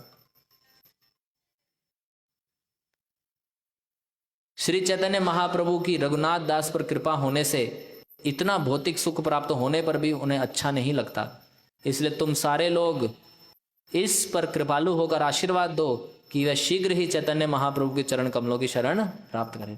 महाप्रभु की शरण ग्रहण करने वाले को या उनकी इच्छा प्राप्त करने की इच्छा रखने वाले को कितना ही भौतिक सुख हो, उसे अच्छा नहीं लगेगा। तो नित्यानंद प्रभु बोले सारे भक्त लोग आशीर्वाद दो कि इन्हें चैतन्य महाप्रभु के चरण प्राप्त हों। जो व्यक्ति श्री कृष्ण के चरण कमलों की सुगंध का अनुभव करता है वह सर्वोच्च लोक ब्रह्मलोक में प्राप्त सुख को भी महत्व प्रदान नहीं करता, तो फिर स्वर्ग के सुख की तो बात ही क्या है। पूर्ण पुरुषोत्तम भगवान श्री कृष्ण की कृपा प्राप्त करने के इच्छुक लोगों द्वारा उनकी उत्तम स्तुतियां की जाती हैं, इसलिए वे उत्तम श्लोक कहलाते हैं। भगवान कृष्ण का सानिध्य प्राप्त करने के लिए अत्यंत उत्सुक होने के कारण राजा भरत ने युवावस्था में अपनी अत्यंत आकर्षक पत्नी, बच्चे, प्रिय मित्र, साम्राज्य का उसी तरह परित्याग कर दिया जिस तरह मल को कोई त्याग देता। जैसे मल को हम त्यागते हैं तो टेंशन लेते हैं क्या, मल निकल गया, बहुत टेंशन तो नहीं लेते कि अब मेरा मल छूट गया, मेरा कितना नुकसान हो गया। मल त्याग किया, फ्लश कर देते हैं, फिर कहाँ गया कोई ढूंढने जाते हैं क्या उसको, कि भाई हाँ सुबह मैंने मल त्यागा था, कहाँ चला गया उसको ढूंढे। तो जब किसी को चैतन्य महाप्रभु को, कृष्ण भगवान को प्राप्त करने की इच्छा है तो क्या वर्णन कर रहे हैं, ये सब छोड़ देते हैं, कोई ज़्यादा टेंशन नहीं लेते। तब नित्यानंद प्रभु ने रघुनाथ दास को अपने पास बुलाया और उनके सिर पर अपने चरण रख दिए और उनसे बोले, हे रघुनाथ दास, चूंकि तुमने गंगा नदी के तट पर इस भोजन की व्यवस्था की है, इसलिए श्री चैतन्य महाप्रभु तुम पर मात्र अपनी कृपा दिखाने के लिए यहाँ आए। कह रहे ऐसे तुम्हारे लिए तो आए थे, तुमने इतना सारा दही चिड़वा खिलाया था सबको, तुम्हारे पर कृपा करने के लिए महाप्रभु यहाँ पे आए थे। अपनी अहेतु की कृपा से उन्होंने चिड़वा, दही, दूध खाया। तत्पश्चात रात में भक्तों का नृत्य देखने के बाद भी उन्होंने भोजन किया। श्री चैतन्य महाप्रभु गौर हरि तुम्हारा उद्धार करने के लिए स्वयं यहाँ आए अब समझ लो कि तुम्हारे सारे बंधन के सारे अवरोध दूर हो गए हैं। ये चैतन्य महाप्रभु जिसको मिल रहे हैं, सौभाग्य है, ये तो छोड़ना नहीं। खड़े हो जाओ अगर नींद आ रही है तो, छोड़ो मत चैतन्य महाप्रभु को, बड़ी मुश्किल से मिले। श्री चैतन्य महाप्रभु तुम्हें स्वीकार कर लेंगे और अपने सचिव रूप दामोदर के अधीन तुम्हें रख देंगे। महाप्रभु क्या करने वाले नित्यानंद प्रभु बता रहे हैं। इस तरह तुम उनके सर्वश्रेष्ठ विश्वस्त अंतरंग सेवकों में से एक बन जाओगे और श्री चैतन्य महाप्रभु के चरण कमलों की शरण ग्रहण प्राप्त करोगे। इस तरह आश्वस्त होकर तुम अपने घर लौट जाओ। तुम शीघ्र ही बिना किसी अवरोध के श्री चैतन्य महाप्रभु की शरण प्राप्त करोगे। नित्यानंद प्रभु ने समस्त भक्तों से रघुनाथ दास को आशीर्वाद दिलवाया और रघुनाथ दास ने सबके चरण कमलों में सादर वंदना करी। नित्यानंद प्रभु से तथा उसके बाद अन्य सारे वैष्णवों से आगे लेकर रघुनाथ दास ने राघव पंडित से गुप्त मंत्रणा की। पहले सारा सेटिंग हो गया, आशीर्वाद मिल गया, अब राघव पंडित से फिर से मीटिंग करी। क्या मीटिंग करी? राघव पंडित से परामर्श लेकर उन्होंने चुपके से नित्यानंद प्रभु के खजानची के हाथ में 100 स्वर्ण मुद्राएं, लगभग 7 तोला सोना दे दिया। सबके सामने, मतलब कैसे दे? नित्यानंद प्रभु बोल देते कि अरे मैं नहीं लूंगा, लेकिन नित्यानंद प्रभु के कार्य में कोई विघ्न ना आए आगे, तो अपनी क्षमता से कितना तोला सोना दिया? 7 तोला सोना खजानची को दे दिया। अभी क्या किया? अभी सुनिए और सुनिए। रघुनाथ दास ने खजानची को मना कर दिया कि इसके विषय में अभी नित्यानंद प्रभु से कुछ नहीं कहना, किंतु जब वे अपने घर चले जाएं तब इस भेंट के बारे में उन्हें बता देना। तत्पश्चात राघव पंडित ने रघुनाथ दास को अपने घर ले गए। उन्हें अर्चा विग्रह का दर्शन कराने के बाद रघुनाथ दास को एक माला तथा कुछ चंदन लेप किया। ये तरीका, यानी कि तरीका, ये कोई वैष्णव आए तो माला तो हम देते ही हैं, तो चंदन भी लगा सकते हैं। उन्होंने रघुनाथ दास के रास्ते के खाने के लिए बहुत सारा प्रसाद दिया। तब रघुनाथ दास ने पुनः राघव पंडित से कहा, क्या कहा? कह रहे मैं नित्यानंद प्रभु के समस्त महान भक्त, सेवक तथा आश्रित जनों की पूजा के रूप में उन्हें कुछ धन देना चाहता हूँ। अभी 7 तोला सोना तो दे ही दिया, अभी और देना चाहते। क्या देना चाहते? कह रहे आप जिस योग्य समझो उनमें से हर एक को 20, 15, 12, 10 या 5 मुद्राएं दे दो। भाई अब सारे भक्त अलग अलग कोटि के हैं, कोई बहुत नज़दीकी है, कोई कैसा है, तो जैसा आपको ठीक लगे सबको ये मैं मुद्राएं देके जा रहा हूँ, ये सब अपने हिसाब से दे दीजिएगा। रघुनाथ दास ने दी जाने वाली राशि का विवरण प्रस्तुत किया और उसे राघव पंडित को दे दिया, जिसने एक सूची बनाई कि प्रत्येक को कितनी राशि देंगे। रघुनाथ दास ने अत्यंत विनम्र पूर्वक राघव पंडित के समक्ष अन्य सारे भक्तों की दी जाने वाली 100 स्वर्ण मुद्राएं तथा लगभग 2 तोला सोना रख दिया। अभी देखो और रख के चले गए। राघव पंडित के चरणों की धूल लेने के बाद रघुनाथ दास अपने घर लौट आए और नित्यानंद प्रभु के प्रति अतीव कृतज्ञता प्रकट की कि उन्होंने अपना कृपापूर्ण आशीर्वाद प्रदान किया। बड़ा मन ही मन महाप्रभु नित्यानंद प्रभु का धन्यवाद कर रहे थे। उसी दिन से वे घर के भीतरी भाग में नहीं गए। अब नित्यानंद प्रभु की कृपा प्राप्त, अब घर के बाहर नहीं गए, दुर्गा मंडप में सोने लगे। बाहर जैसे दुर्गा मंडप लगे थे ना, अभी 1 महीना, तो ये बंगाल की बातें हैं, तो वहाँ पे दुर्गा मंडप फिक्स भी बना रहता है जहाँ पे ये सब चीज़ें होंगी, तो वहीं रहने लगे। किंतु रखवाले उन्हें पूरी चौकसी रखते थे। रखवाले जो थे रघुनाथ दास के घर के, वो हमेशा नज़र रखते थे भाग ना जाए, और रघुनाथ दास अनेक उपाय सोचते थे कि किसी प्रकार से इनकी निगरानी से भाग निकले, लेकिन निगरानी से भाग नहीं निकल पाते। उसी समय बंगाल के सारे भक्त श्री चैतन्य महाप्रभु का दर्शन करने जगन्नाथपुरी जा रहे थे, उड़ीसा जा रहे थे। रघुनाथ दास उनके साथ नहीं जा सकते थे। क्यों? क्योंकि जाएंगे तो पता चल जाएगा कि अरे उनका बेटा है, क्योंकि वे इतने प्रसिद्ध थे। यदि वह उनके साथ जाते तो इजिली पकड़े जाते कि अरे ये तो उनका बेटा है, जाओ ये फिर से भागा, ऐसा हो जाता। इसलिए उनके साथ नहीं जा सकते। इस प्रकार रघुनाथ दास ने गंभीरता पूर्वक विचार किया कि किस तरह भागा निकला जाए। और एक रात जब दुर्गा पंडित मंडप में वो सो रहे थे तो पुरोहित यदुनंदन आचार्य घर के भीतर गए। तब केवल 4 दंड रात्रि शेष थी, मतलब रात खत्म होने वाली थी। यदुनंदन पुजारी थे, वो रघुनाथ दास के घर गए थे, तो इन्होंने देख लिया कि ये गए हैं। इन्होंने क्या किया? यदुनंदन आचार्य रघुनाथ दास के पुरोहित तथा गुरु थे। यद्यपि वे ब्राह्मण परिवार में उत्पन्न थे, किंतु उन्होंने वासुदेव दत्त की कृपा स्वीकार की थी। यदुनंदन आचार्य ने प्रामाणिक रूप से अद्वैत आचार्य से दीक्षा ली थी, अद्वैत आचार्य से दीक्षा ली थी। इस तरह वे चैतन्य महाप्रभु को अपना जीवन तथा प्राण मानते थे। जब यदुनंदन आचार्य रघुनाथ दास के घर में जाकर आंगन में खड़े हुए तो रघुनाथ दास वहां गए और उनके चरणों में गिरकर नमस्कार किया। गुरु थे, यदुनंदन आचार्य को प्रणाम किया। यदुनंदन आचार्य का एक शिष्य अर्चा विग्रह की पूजा करता आ रहा था, किंतु उसने वह सेवा छोड़ दी थी। यदुनंदन आचार्य चाहते थे कि रघुनाथ दास उसको सेवा में पुनः लेके आए। समझ रहे हैं?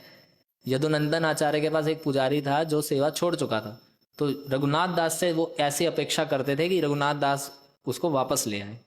अभी रघुनाथ दास ने युक्ति सोची। क्या सोची? यदुनंदन आचार्य ने रघुनाथ दास से अनुरोध किया कि तुम उस ब्राह्मण को फिर से सेवा करने के लिए प्रेरित करके ले आओ, क्योंकि सेवा करने के लिए अन्य कोई ब्राह्मण नहीं है। पहले भी कमियां थी, शायद पुजारी की कमी रहती थी। यह कहकर यदुनंदन आचार्य ने रघुनाथ दास को अपने साथ ले लिया। अभी किसी को पता नहीं चलेगा, सब लोग सोचेंगे कि गुरु के साथ ही तो जा रहे हैं ये। तो यदुनंदन आचार्य ने रघुनाथ दास को अपने साथ ले लिया। दोनों बाहर चले गए। एक समय तक सारे पहरेदारी, इस समय सारे पहरेदार भी मतलब नींद में थे और रात का अंतिम पहर था, किसी को ज़्यादा पता नहीं। और जो लोग देख भी रहे थे उनके लिए ये अपने गुरु के साथ जा रहे हैं। रघुनाथ दास के घर से पूर्व की ओर यदुनंदन आचार्य का घर था। वे दोनों घर की ओर जाते हुए कुछ दूर बातें करते हुए जा रहे थे। आधी दूर जाकर रघुनाथ दास ने अपने गुरु के चरणों में निवेदन किया कि मैं उस ब्राह्मण के घर जाऊंगा, उसे लौट आने के लिए प्रेरित करूंगा और उसे आपके घर भेज दूंगा। बोले मैं जाता हूं, मैं उसके बात करूंगा, आप निश्चित होकर घर जा सकते हैं, आप चलिए, आपकी आज्ञा अनुसार मैं उस ब्राह्मण को मना लाऊंगा। इस निवेदन के साथ उनकी अनुमति लेकर, अभी गुरु की अनुमति लेकर रघुनाथ दास ने चले जाने का निश्चय किया। अब सुनिए कैसे पहुंचे, आसान नहीं है। रघुनाथ दास ने सोचा भाग जाने का यह सबसे अच्छा अवसर है, क्योंकि इस समय ना तो मेरे साथ कोई नौकर है ना पहरेदार। इस तरह सोचते हुए पूर्व दिशा में तेजी से बढ़ते गए। देखिए, जिसको महाप्रभु को प्राप्त करना है और धीरे धीरे दौड़ना चलेगा। तेजी से बढ़ते गए। कभी कभी वे पीछे घूमकर देख लेते, किंतु कोई उनका पीछा तो नहीं कर रहा था। देखते कि कोई पीछा तो नहीं कर रहा, कोई आ तो नहीं रहा। श्री चैतन्य महाप्रभु तो नित्यानंद प्रभु के चरण कमलों का ध्यान करते हुए उन्होंने अपना आम रास्ता छोड़ा, जहां लोग नॉर्मल चलते हैं उसको, उस रास्ते से नहीं गए। गुप्त रास्ते से होकर, जो सामान्यतः उपयोग में नहीं लाया जाता, उस रास्ते में शीघ्रता से आगे बढ़ने लगे। यानी कि जो नॉर्मल रास्ता बनाया था उससे नहीं गए। एक गांव से दूसरे गांव के आम रास्ते को छोड़ते हुए अपने प्राणों तथा मन में श्री चैतन्य महाप्रभु के चरण कमलों का ध्यान करते हुए जंगलों से होते हुए आगे चलते गए। वे एक दिन में लगभग 30 मील, और शाम को उन्होंने एक ग्वाले की गौशाला में आराम किया। 30 मील चले और एक ग्वाले की गौशाला में जाके विश्राम किया। जब उस ग्वाले ने देखा कि रघुनाथ दास उपवास कर रहे हैं तो उसने कुछ दूध दिया। रघुनाथ दास ने दूध पिया, रात भर विश्राम करने के लिए वहां लेट गए। रघुनाथ दास के घर में जब नौकर तथा पहरेदार ने उन्हें नहीं देखा तो वे तुरंत गुरु यदुनंदन आचार्य के पास पहुंचे कि क्या हुआ, आपके साथ गए थे। यदुनंदन आचार्य ने कहा कि मेरे से आज्ञा मांग कर घर लौट गया, वो मेरे को बोला कि मैं तो घर जा रहा हूं। इस तरह वहां कोलाहल हो गया कि अबे रघुनाथ दास चला गया। सब लोग चिल्ला रहे रघुनाथ भाग गया, रघुनाथ भाग गया। समझ रहे? रघुनाथ दास के पिता ने कहा, बंगाल के सारे भक्त श्री कृष्ण चैतन्य महाप्रभु के दर्शन के लिए जगन्नाथपुरी जा रहे हैं, उनके बीच में गया होगा। उनके पिता ने बोला रघुनाथ दास उन्हीं के साथ भाग गया है। 10 व्यक्ति तुरंत उसे पकड़ने के लिए भेज दिए रघुनाथ दास गोस्वामी के पिता ने कि जल्दी जाओ, वो भीड़ जा रही है, वहीं पे होगा। रघुनाथ दास के पिता ने शिवानंद सेन के नाम एक चिट्ठी लिखी और उन्हें अनुरोध किया मेरे पुत्र को लौटाकर भेज दें, क्योंकि उन्हें था कि शिवानंद सेन कौन है, यात्रा ले जाते हैं। तो शिवानंद सेन को चिट्ठी लिखी। जैसे ब्रजभूमि प्रभु अपने ब्रजमंडल परिक्रमा करते हैं और कोई लड़का भाग जाए तो किसे चिट्ठी लिखेंगे? उसके माता पिता ब्रजभूमि प्रभु को लिखेंगे कि लड़का हमारा ऐसे ऐसे आ रहा है, आप उसे भेज दिए। तो शिवानंद सेन को चिट्ठी भेजी रघुनाथ दास गोस्वामी के पिता ने कि भाई हमारा पुत्र आपकी मंडली में घुस जाएगा, इसको वापस भेज देना। झांकरा में 10 व्यक्ति वैष्णवों की एक टोली के साथ हो गए जो नीलाचल जा रही थी। तो 10 व्यक्ति भेज दिए, वो इनके साथ हो गए कि कहाँ है रघुनाथ दास, इस टोली में ही होगा। उन लोगों ने वह चिट्ठी शिवानंद सेन को दी और सारा कुछ पूछा कि रघुनाथ दास गोस्वामी के, तो शिवानंद सेन ने उत्तर दिया यहाँ तो आया ही नहीं यहाँ तो आया ही नहीं आपका रघुनाथ। 10 लोग फिर घर लौट आए। रघुनाथ दास के माता पिता अत्यंत चिंतित हो उठे कि कहाँ चला गया। रघुनाथ दास जो ग्वाले के घर में विश्राम कर रहे थे, प्रातःकाल जल्दी जगे, क्योंकि उन्हें पता था कि कहीं खबर फैल गई तो यहीं ना आ जाए, तो जल्दी उठ गए। अब जाना था पूर्व दिशा में, लेकिन उन्होंने अपना सोचा कि यहाँ जाऊंगा तो एक ग्वाला बता देगा, इसलिए दक्षिण की ओर गए और वहां से आगे बढ़ने लगे। रास्ता सही नहीं पकड़ा, उल्टे रास्ते चल पड़े।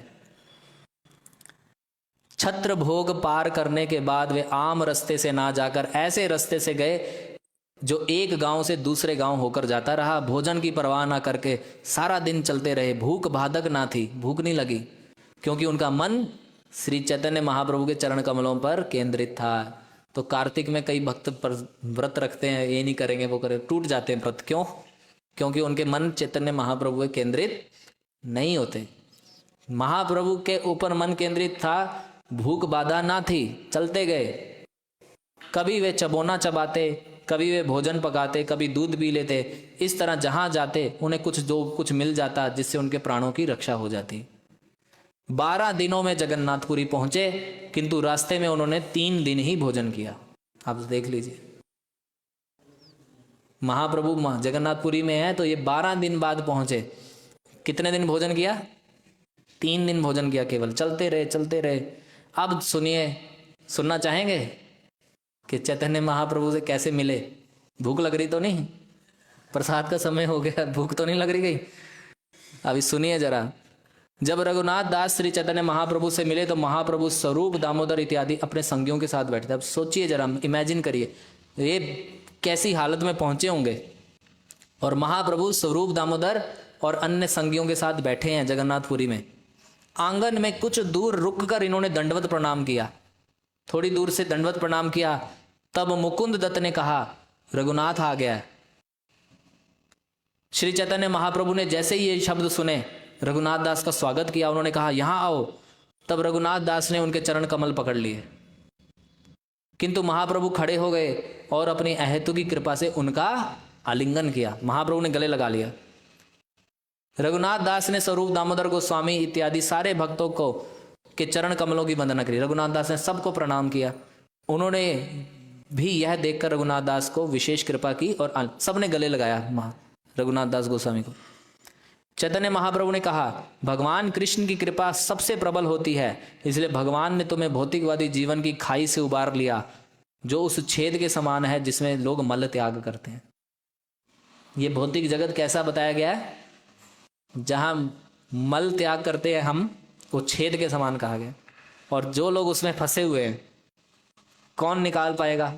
तो चैतन्य महाप्रभु कह रहे हैं, श्री कृष्ण की कृपा हुई है तुम पर, इसलिए उस छेद से तुम निकल आए। रघुनाथ दास ने अपने मन में उत्तर दिया। अपने मन में बोल रहे हैं। क्या बोल रहे हैं? कह रहे, मैं नहीं जानता कृष्ण कौन है। हे प्रभु, मैं तो केवल इतना जानता हूं कि आपकी कृपा ने मुझे पारिवारिक जीवन से बचा लिया। समझ रहे हैं? महाप्रभु ने आगे कहा, तुम्हारे पिता तथा ताऊ दोनों ही मेरे नाना नीलांबर चक्रवर्ती के भाई जैसे हैं, अतः मैं उन्हें अपना नाना मानता हूं। महाप्रभु रिलेशन बता रहे हैं कि तुम्हारे जो पिताजी और ताऊ जी हैं, उनको मैं अपना नाना जैसे ही मानता हूं। लेकिन तुम्हारे पिता तथा तुम्हारे पिता तथा ताऊ मेरे नीलांबर चक्रवर्ती के छोटे भाई हैं, अतः मैं उन्हें इस तरह परिहास कर सकता हूँ। अभी किसी बेटे के सामने पिता की बात रखेंगे तो उसको पहले बोल रहे हैं कि मजाक कर रहा हूँ। मजाक में क्या बोल रहे हैं? कह रहे हैं, हे रघुनाथ, तुम्हारे पिता तथा ताऊ भौतिक भोग रूपी नाली के मल के कीड़ों के समान है, क्योंकि वे उसे सुख मानते हैं। वे भौतिक भोग के विष का महान रोग है। बोले पैसे कमाने इसी में उलझे हुए हैं, 20 लाख 8 लाख कमाते हैं। कह रहे तुम्हारे पिताजी और ताऊ जी क्या है? भौतिक भोग रूपी नाली के कीड़े हैं। पहले बता भी दिया कि तुम्हारे पिताजी मेरे नाना के समान है, मैं मजाक कर लेता हूँ। लेकिन मजाक में क्या बोला? बोले कि नाली के कीड़े के समान है। यद्यपि तुम्हारे पिता तथा ताऊ ब्राह्मण को दान देते हैं और उनकी बहुत सहायता करते हैं, कह रहे अच्छे भी हैं, किंतु शुद्ध वैष्णव नहीं है। हाँ वे पराये वैष्णवों जैसे हैं, बहुत शुद्ध नहीं है। ये बात क्यों बोली आगे चल के पता चलेगा। जो लोग भौतिकवादी जीवन के प्रति आसक्त होते हैं और आध्यात्मिक जीवन के प्रति अंधे बने रहते हैं, वे इस तरह कर्म करते हैं कि अपने कर्मों की क्रिया प्रतिक्रिया के फलस्वरूप जन्म मृत्यु के चक्कर में बंध जाते। कहते तुम्हारे पिताजी मदद करते हैं, सब करते हैं, बहुत अच्छा है, लेकिन फंसे तो पैसे में ही फंसे हैं, है ना। इस प्रकार से चलते रहे। भगवान कृष्ण ने तुम्हें स्वेच्छा से, कह रहे भगवान कृष्ण की कृपा हुई है तुम्हारे ऊपर कि तुम्हें इस भौतिकवादी जीवन से उबार लिया, इसलिए भगवान कृष्ण की अहेतु की कृपा को व्यक्त नहीं किया जा सकता। रघुनाथ दास को दुर्बल तथा मैला कुचैला देखकर, क्योंकि उन्होंने 12 दिनों तक यात्रा की थी और उपवास रखा था, श्री चैतन्य महाप्रभु का हृदय अहेतु की कृपा से द्रवीभूत हो गया और उन्होंने स्वरूप दामोदर को कहा, स्वरूप दामोदर उनके पार्षद हैं, उनको कहा, क्या कहा, हे प्रिय स्वरूप, मैं इस रघुनाथ दास को तुम्हें सौंपता हूं, तुम कृपा करके अपने पुत्र अथवा दास के रूप में इसे स्वीकार करो। अभी सुनिए, अब मेरे संगियों में 3 रघुनाथ हैं। अभी चैतन्य महाप्रभु के पास 3 रघुनाथ हो गए। एक हुए, आज से यह रघुनाथ स्वरूपेर रघु कहलाएंगे। अभी 3 रघुनाथ हैं, तीनों रघुनाथों को में से इसको कैसे जाने, तो ये स्वरूप दामोदर के रघुनाथ हैं, इसलिए स्वरूपेर रघु। यह कहकर श्री चैतन्य महाप्रभु ने रघुनाथ दास का हाथ पकड़ लिया और उसे स्वरूप दामोदर के हाथ में सौंप दिया। स्वरूप दामोदर गोस्वामी ने यह कहते हुए रघुनाथ दास को स्वीकार किया कि हे प्रभु, आपकी जो आज्ञा हो वह स्वीकार है। उन्होंने ये नहीं बोला कि अच्छा मुझे दे दिया मेरा हो गया, बोले आपकी आज्ञा है, मैं स्वीकार करता हूँ। तब रघुनाथ दास ने फिर से उन्हें आलिंगन किया। मैं श्री चैतन्य महाप्रभु के अपने भक्तों के प्रति वात्सल्य को ठीक से व्यक्त नहीं कर सकता। रघुनाथ दास के ऊपर दयालु होकर महाप्रभु ने गोविंद को कहा, गोविंद उनका महाप्रभु का पर्सनल असिस्टेंट, पर्सनल सर्वेंट, क्या बोला कि इसने कई दिनों तक उपवास किया है, अनेक कष्ट उठाए हैं, इसलिए कुछ दिनों तक इसकी ठीक से देखभाल करो जिससे वह जी भरकर खा सके। इतने दिन भूखा रहा है, भागा है, इसको थोड़ा खिलाओ पिलाओ।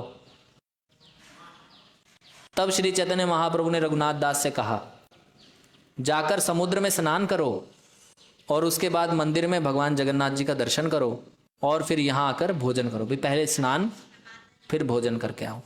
स्नान करके भोजन करना है और स्नान करके दर्शन करके भोजन करना है, ये सिखा रहे हैं, ये भी शिक्षा दे रहे हैं। ये नहीं कि भी आज भूख लगी है तो दर्शन ही नहीं करे, सीधा ही घुस गए, पहले दर्शन फिर प्रसाद। यह कहकर श्री चैतन्य महाप्रभु उठे और अपना दोपहर का कार्य करने चले गए। रघुनाथ वहां उपस्थित सारे भक्तों से मिले। रघुनाथ दास पर श्री चैतन्य महाप्रभु की अहेतु की कृपा देखकर सारे भक्त बड़े आश्चर्यचकित थे और उनके सौभाग्य की प्रशंसा कर, तुम्हारा भाग्य बहुत है, तुम्हें महाप्रभु स्वयं आलिंगन किए, यानी कि वहां पे उपस्थित सबको आलिंगन नहीं मिलता होगा। रघुनाथ दास ने समुद्र में स्नान किया, जगन्नाथ जी के दर्शन किए और चैतन्य महाप्रभु के निजी सेवक गोविंद के पास आ गए। गोविंद ने रघुनाथ दास गोस्वामी को चैतन्य महाप्रभु की पत्तल में बचा शेष खाने को दिया, जिन्होंने उसे प्रसाद का परम सुखपूर्वक ग्रहण किया। रघुनाथ दास स्वरूप दामोदर गोस्वामी की देखभाल में रहे और गोविंद 5 दिनों तक उन्हें महाप्रभु का विशेष प्रसाद देता रहा। 5 दिन गोविंद ने क्या किया, महाप्रभु का महाप्रसाद खिलाया। अब क्या हुआ, छठे दिन क्या हुआ, छठे दिन रघुनाथ दास सिंह द्वार पर, सिंह द्वार जगन्नाथपुरी में 4 गेट है, एक गेट का नाम है सिंह, तो वहां पर पुष्पांजलि उत्सव के बाद, यानी कि जब जगन्नाथ जी को पुष्प अर्पण हो गए तो रघुनाथ दास गोस्वामी जो बड़े अमीर व्यक्ति के पुत्र हैं वहां भीख मांगने लगे। छठे दिन, 5 दिन तो प्रसाद खाया, अब छठे दिन क्या कर रहे हैं, भीख मांग रहे हैं। जगन्नाथ जी के अनेक सेवक जो विषयी कहलाते हैं अपना नियत कार्य पूरे होने के बाद रात में अपने घर लौटते हैं। यदि वे किसी वैष्णव को सिंह द्वार पर खड़े होकर भिक्षा मांगते देखते तो कुछ खिला देते थे। तो रघुनाथ दास गोस्वामी दिन भर भिक्षा मांगते, तो जब सेवक लोग घर जाते देखते कोई वैष्णव भिक्ष मांग रहा है तो उसको कुछ ना कुछ दिला देते। इस तरह से यह सदा की रीति है कि जिस भक्त के पास कोई दूसरा सहारा नहीं होता वे सेवकों के भिक्षा मांगने सिंह द्वार पर खड़ा होता है। यानी कि रघुनाथ दास गोस्वामी ने अपने मन के अंदर जो विषय जीवन जो देखा उसके प्रति कोई आसक्ति ना रह जाए, उसको पूरी तरह से हटाने के लिए अब भीख मांगनी शुरू कर दी कि मेरे को किसी के ऊपर आश्रित नहीं, बस जो मिल जाएगा वही खाऊंगा। सेवक की भांति भिक्षुक बन गए। इस तरह एक तरह पूर्ण रूपेण आश्रित वैष्णव सारा दिन भगवान के पवित्र नाम का कीर्तन करता और पूर्ण स्वतंत्र होकर जगन्नाथ जी के दर्शन करता। यह प्रथा है, मतलब इस प्रकार से प्रथा चलती रही। वैराग्य ही मूलभूत सिद्धांत है जो श्री चैतन्य महाप्रभु के भक्तों का जीवन आधार है। श्री चैतन्य महाप्रभु के भक्तों के जीवन में वैराग्य होना बड़ा जरूरी है। यह वैराग्य देखकर चैतन्य महाप्रभु बड़े तुष्ट होते हैं। जिसके जीवन में वैराग्य है, जो वैराग्य धारण करता है, चैतन्य महाप्रभु बड़े प्रसन्न होते हैं। फिर क्या हुआ, गोविंद ने श्री चैतन्य महाप्रभु से कहा, कह रहे रघुनाथ यहाँ प्रसाद नहीं लेता, क्योंकि 5 दिन तो प्रसाद खिला है। तो बोले अब नहीं लेता। वह सिंह द्वार पर खड़ा रहता है जहाँ खाने के लिए भिक्षा मांग लेता है। जब चैतन्य महाप्रभु ने सुना तो बड़े तुष्ट हुए, बड़े संतुष्ट हुए कि अरे अच्छा कर रहा, रघुनाथ दास ने बहुत अच्छा किया। उसने वैरागी के लिए उपयुक्त कर्म किया है।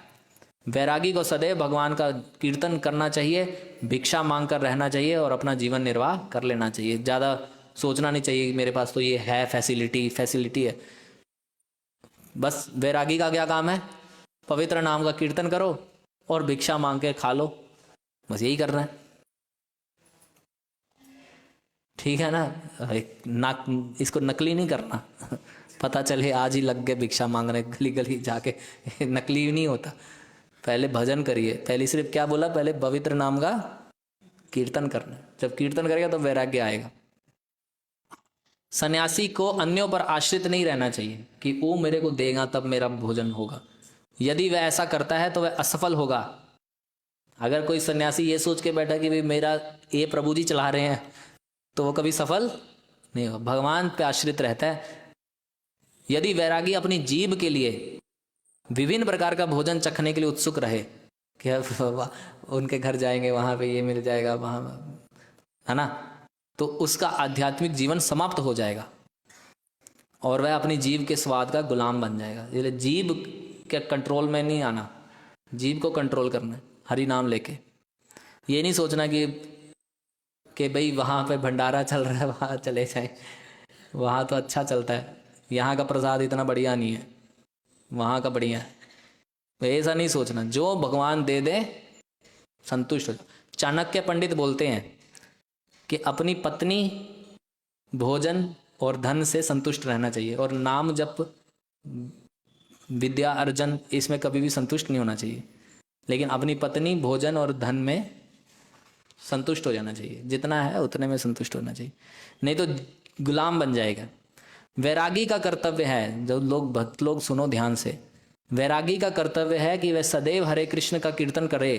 उसे शाक, पत्ती, फल तथा कंद जो भी मिल जाए उससे ही अपने उदर की तृप्ति कर ले। जो मिल जाए उससे संतुष्ट हो जाओ। ये नहीं कि भाई मेरे को 56 भोग मुझे ही चाहिए, ऐसा नहीं सोचना चाहिए। जो अपनी जीभ का दास है और जो इस प्रकार इधर उधर घूमता रहता है, वह अपने जननांग तथा पेट के प्रति समर्पित होता है, वह कृष्ण को नहीं पा सकता। इसलिए जीभ को कंट्रोल कर लेंगे हरि नाम और प्रसाद ग्रहण करके, नहीं तो अन्य इंद्रियां परेशान करेंगी। तो ऐसे दिन निकलते गए। अगले दिन रघुनाथ दास ने अपने कर्तव्य के विषय में स्वरूप दामोदर के चरण कमलों में निवेदन किया। क्या किया, थोड़ा सा और है, थोड़ा ही देर और सुनिए। उन्होंने कहा, मैं नहीं जानता कि मैंने गृहस्थ जीवन क्यों छोड़ा, मेरा कर्तव्य क्या है, कृपया मुझे उपदेश दीजिए।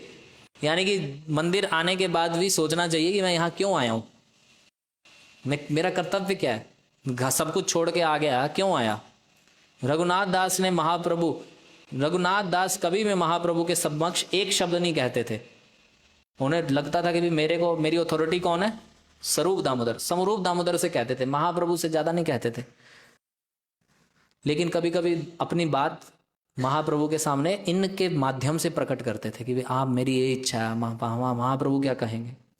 अगले दिन स्वरूप दामोदर गोस्वामी ने चैतन्य महाप्रभु से निवेदन किया कि रघुनाथ दास आपके चरणों में कुछ कहना चाहते हैं। मैं अपना कर्तव्य और जीवन का लक्ष्य नहीं जानता, इसलिए आप कृपा करके अपने दिव्य मुख से मुझे उपदेश दें। हंसते हुए महाप्रभु ने कहा, मैंने पहले ही स्वरूप दामोदर को तुम्हारे उपदेशक के रूप में नियुक्त कर दिया है। तुम अब उनसे अपने कर्तव्य और उसे संपन्न करने की विधि सीख सकते हो। मैं जितना उनके जितना नहीं जानता। महाप्रभु भी विनम्र है।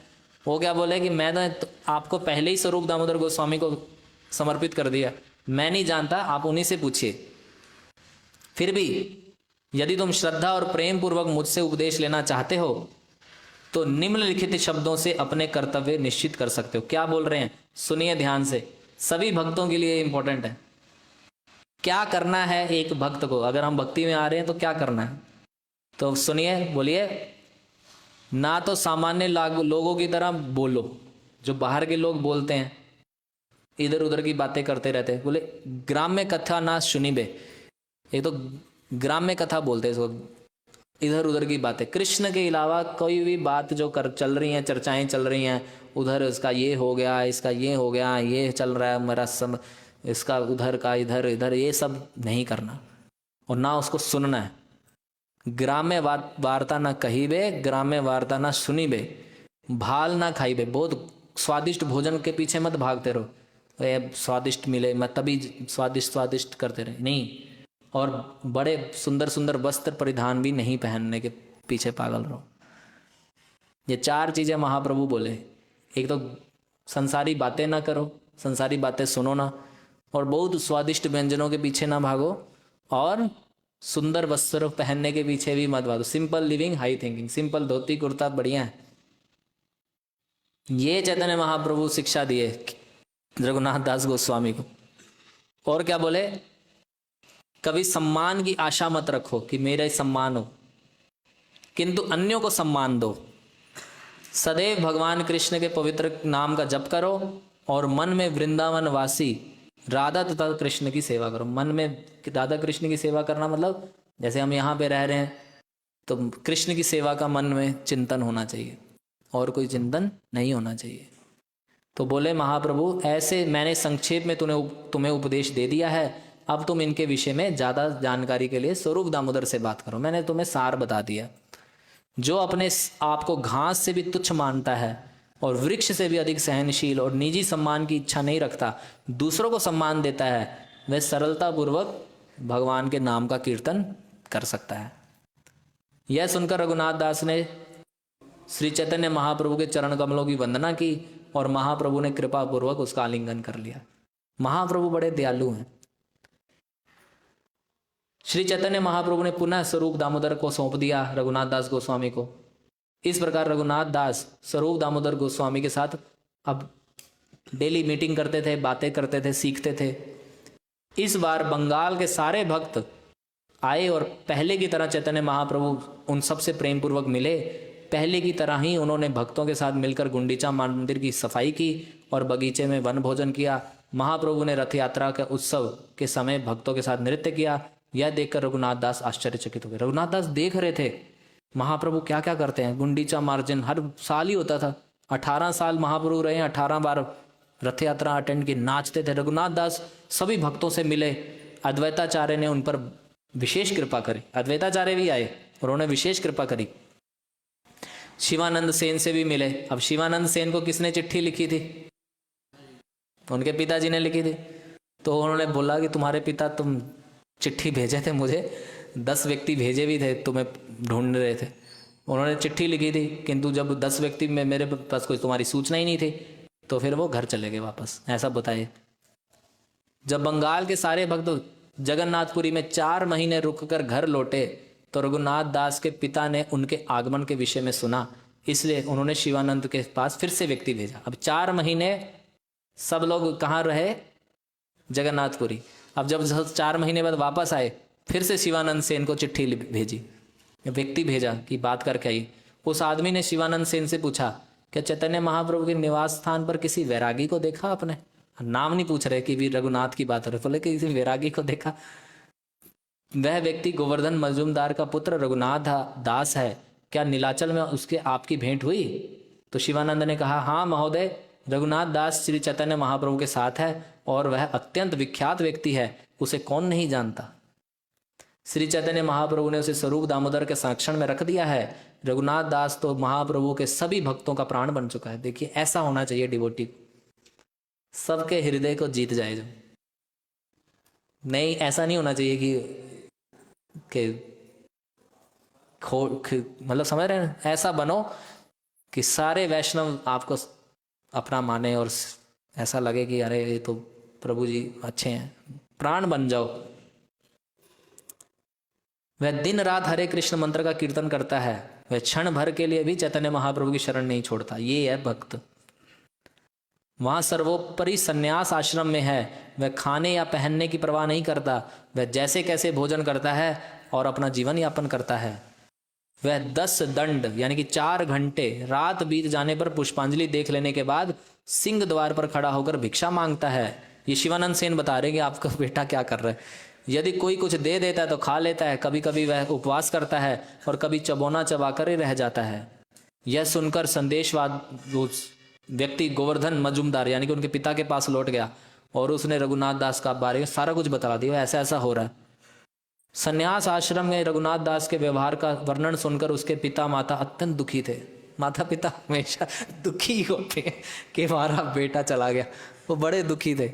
इसलिए उन्होंने, माता पिता के मन में आता है कि यार हमारा बेटा ऐसा रह रहा है, तो उन्होंने उसकी सुविधा के लिए कुछ सामान देकर कुछ व्यक्ति भेजे कि भाई जाओ, इस हमारा बेटा वो क्या कैसे रह रहा है, थोड़ा सामान पैसा लेके जाओ।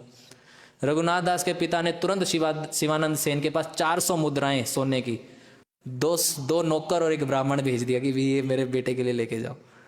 शिवानंद सेन ने उन सबसे बतलाया, तुम लोग सीधे जगन्नाथपुरी नहीं जा सकते, जब मैं वहां जाऊं तब तुम मेरे साथ चल सकते हो। अभी घर जाओ, हम सब भी अभी जाएंगे, या जब तुम सबको अपने साथ ले लेंगे, जब जाएंगे तब ले लेंगे, अभी तो रुको। इस घटना का वर्णन करते हुए महान कवि श्री कवि कर्णपुर ने अपने ग्रंथ श्री चैतन्य चंद्रोटक नाटक में रघुनाथ दास के महिमा के कारों, मतलब बड़ी महिमा है महाप्रभु के भक्त रघुनाथ दास गोस्वामी की, बड़ी महिमा है। तो आगे क्या हुआ, थोड़ा सा और। अगले वर्ष जब शिवानंद सेन जगन्नाथपुरी जाने लगे तो रघुनाथ के नौकर तथा उनका रसोइया ब्राह्मण उनके साथ चल पड़े, क्योंकि पिताजी ने भेजा था। वे सेवक तथा ब्राह्मण अपने साथ 400 सोने की मुद्राएं जगन्नाथपुरी लेके गए और रघुनाथ दास से मिले। रघुनाथ दास ने अपने पिता के द्वारा भेजा गया धन और आदमी स्वीकार नहीं किए, इसलिए एक नौकर तथा ब्राह्मण दोनों ही धन लेकर वहीं रुके रहते हैं। अभी घर जाएंगे तो क्या होगा, रुके रहो। तो फिर क्या किया, उसी समय रघुनाथ दास ने प्रति मास 2 दिन अपने घर श्री चैतन्य महाप्रभु को निमंत्रण करना शुरू किया था। महाप्रभु को अपने निवास स्थान पे बुलाते थे कि आप मेरे पास आइए, प्रसाद सेवा करेंगे। इन दोनों अवसरों पर 640 कौड़ियां खर्च होती थी कुछ, इसलिए वे उस नौकर तथा ब्राह्मण से इतनी ही राशि लेते। वो 400 सोने की मुद्राएं लेके आया था, अब महीने में 2 बार यूज होनी है, तो उतनी ले लेते थे कि चैतन्य महाप्रभु की सेवा हो सके। इस तरह रघुनाथ दास श्री चैतन्य महाप्रभु को 2 वर्षों तक आमंत्रित करते रहे और दूसरे वर्ष के अंत में उन्होंने यह बंद कर दिया। अभी 2 वर्ष रेगुलर जा रहे हैं महाप्रभु, तो महाप्रभु के मन में आया कि अब क्यों बंद कर दिया। तब रघुनाथ दास ने लगातार 2 मास तक महाप्रभु को आमंत्रित नहीं किया और फिर महाप्रभु ने पूछा स्वरूप दामोदर से कि रघुनाथ दास ने मुझे निमंत्रण देना बंद क्यों कर दिया है। स्वरूप दामोदर ने उत्तर दिया, उसने मन में फिर से कुछ सोचा होगा, कुछ तो सोचा होगा। क्या सोचा था, ये सोचा था कि मैं भौतिकवादियों की सामग्री लेकर चैतन्य महाप्रभु को आमंत्रित करता हूँ। मेरे पिताजी कैसा कमाते हैं, उनके पैसे से मैं महाप्रभु की सेवा कर रहा हूँ। मैं जानता हूँ कि महाप्रभु का मन इससे प्रसन्न नहीं, क्योंकि भौतिकवादी का धन है, लेकिन मेरे कारण स्वीकार कर लेते हैं। मेरा मन मलिन है क्योंकि मैं सारा सामान उन लोगों से लेता हूँ जो केवल धन में रुचि रखने वाले हैं, इसलिए ऐसे निमंत्रण में से मैं कुछ भौतिक यश ही प्राप्त करता हूँ। बोले इससे मेरे को लोग बस ये बोलेंगे कि देखो चैतन्य महाप्रभु की सेवा करता, कितनी सेवा करता। कह रहे ऐसे धन से मैं सेवा नहीं करना चाहता जो भौतिकवादी लोगों का धन है। मेरे अनुरोध से चैतन्य महाप्रभु आ तो जाते हैं, लेकिन उनका मन इतना प्रसन्न नहीं होगा। फिर भी वो बड़े दुखी हुए रघुनाथ दास को, इसलिए उन्होंने आमंत्रण देना बंद कर दिया। स्वरूप दामोदर ने यह कहकर समाप्त किया कि इन सारी बातों पर विचार करके उसने आपको आमंत्रण करना बंद कर दिया है। यह सुनकर चैतन्य महाप्रभु हंसे और कहने लगे, क्या कहे, जब कोई किसी भौतिकवादी द्वारा भेंट किया हुआ भोजन खाता है, लिख लीजिए सब लोग ध्यान से, ये सब शिक्षाएं हैं। जब कोई किसी भौतिकवादी द्वारा भेंट किया हुआ भोजन खाता है तो उसका मन कलुषित हो जाता है, और जब मन कलुषित हो जाता है तो मनुष्य ठीक से कृष्ण का चिंतन नहीं कर पाएगा। इसलिए पार्टियों में जाना नहीं, क्या रे उधर चल रहा है बढ़िया पकवान बने हैं, चलो पहुंच जाएं, प्लेट भर भर के खाएं, वो किसने बनाया है, कैसा किया, सावधान रहना चाहिए, बचना चाहिए, इसकी आदत नहीं डालनी चाहिए। कहने का अर्थ है कई बार करना पड़ जाता है, फिर आके भजन करना चाहिए, नहीं खा के सोच गए। अगर ऐसा कभी कभी हो भी जाए तो बहुत भजन करना चाहिए। आपको मैं एक बात बताता हूँ, परम पूज्य भक्ति वृद्ध भागवत स्वामी महाराज एक बार ऐसे घर में प्रसाद खा, उनके पति तो अच्छा था, पति तो ठीक था, पत्नी मांस खाती थी, तो पत्नी ने भोजन पकाया, तो प्रभु जी ने उस समय सन्यास हुआ था कि नहीं, वो खाए, और उनको फील हो गया कि मैं गलत खा के आ गया। उन्होंने मिर्चियाँ खाई और फिर सारा वहीं पेट में खराब नष्ट किया उसको, उसके प्रभाव को। मिर्चियाँ खाई उन्होंने तीखी तीखी, तो बताते हैं तभी तो सन्यासी बने हैं इतने महान। तो खा के सो नहीं जाना कि अरे भैया समोसे पकवान बढ़िया खा के आए आज, कल फिर कहीं और है, उसकी चिंतन चलेगा, फिर कृष्ण का चिंतन नहीं होगा। अभी जब कोई व्यक्ति रजोगुण से दूषित किसी व्यक्ति का आमंत्रण स्वीकार कर लेता है तो भोजन देने वाला तथा उस भोजन को स्वीकार करने वाले दोनों ही मानसिक रूप से कलुषित हो जाते हैं। इसलिए भक्ति होने चाहिए।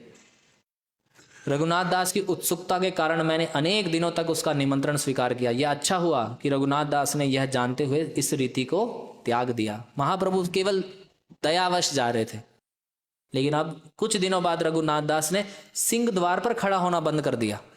आप सोचो, पहले भिक्षा मांग के खाते थे, अभी वहां भी नहीं खड़े हो रहे, और उसके स्थान पर वे अन्न छन्न एक जगह है वहां पे भीख मांग कर रहने लगे।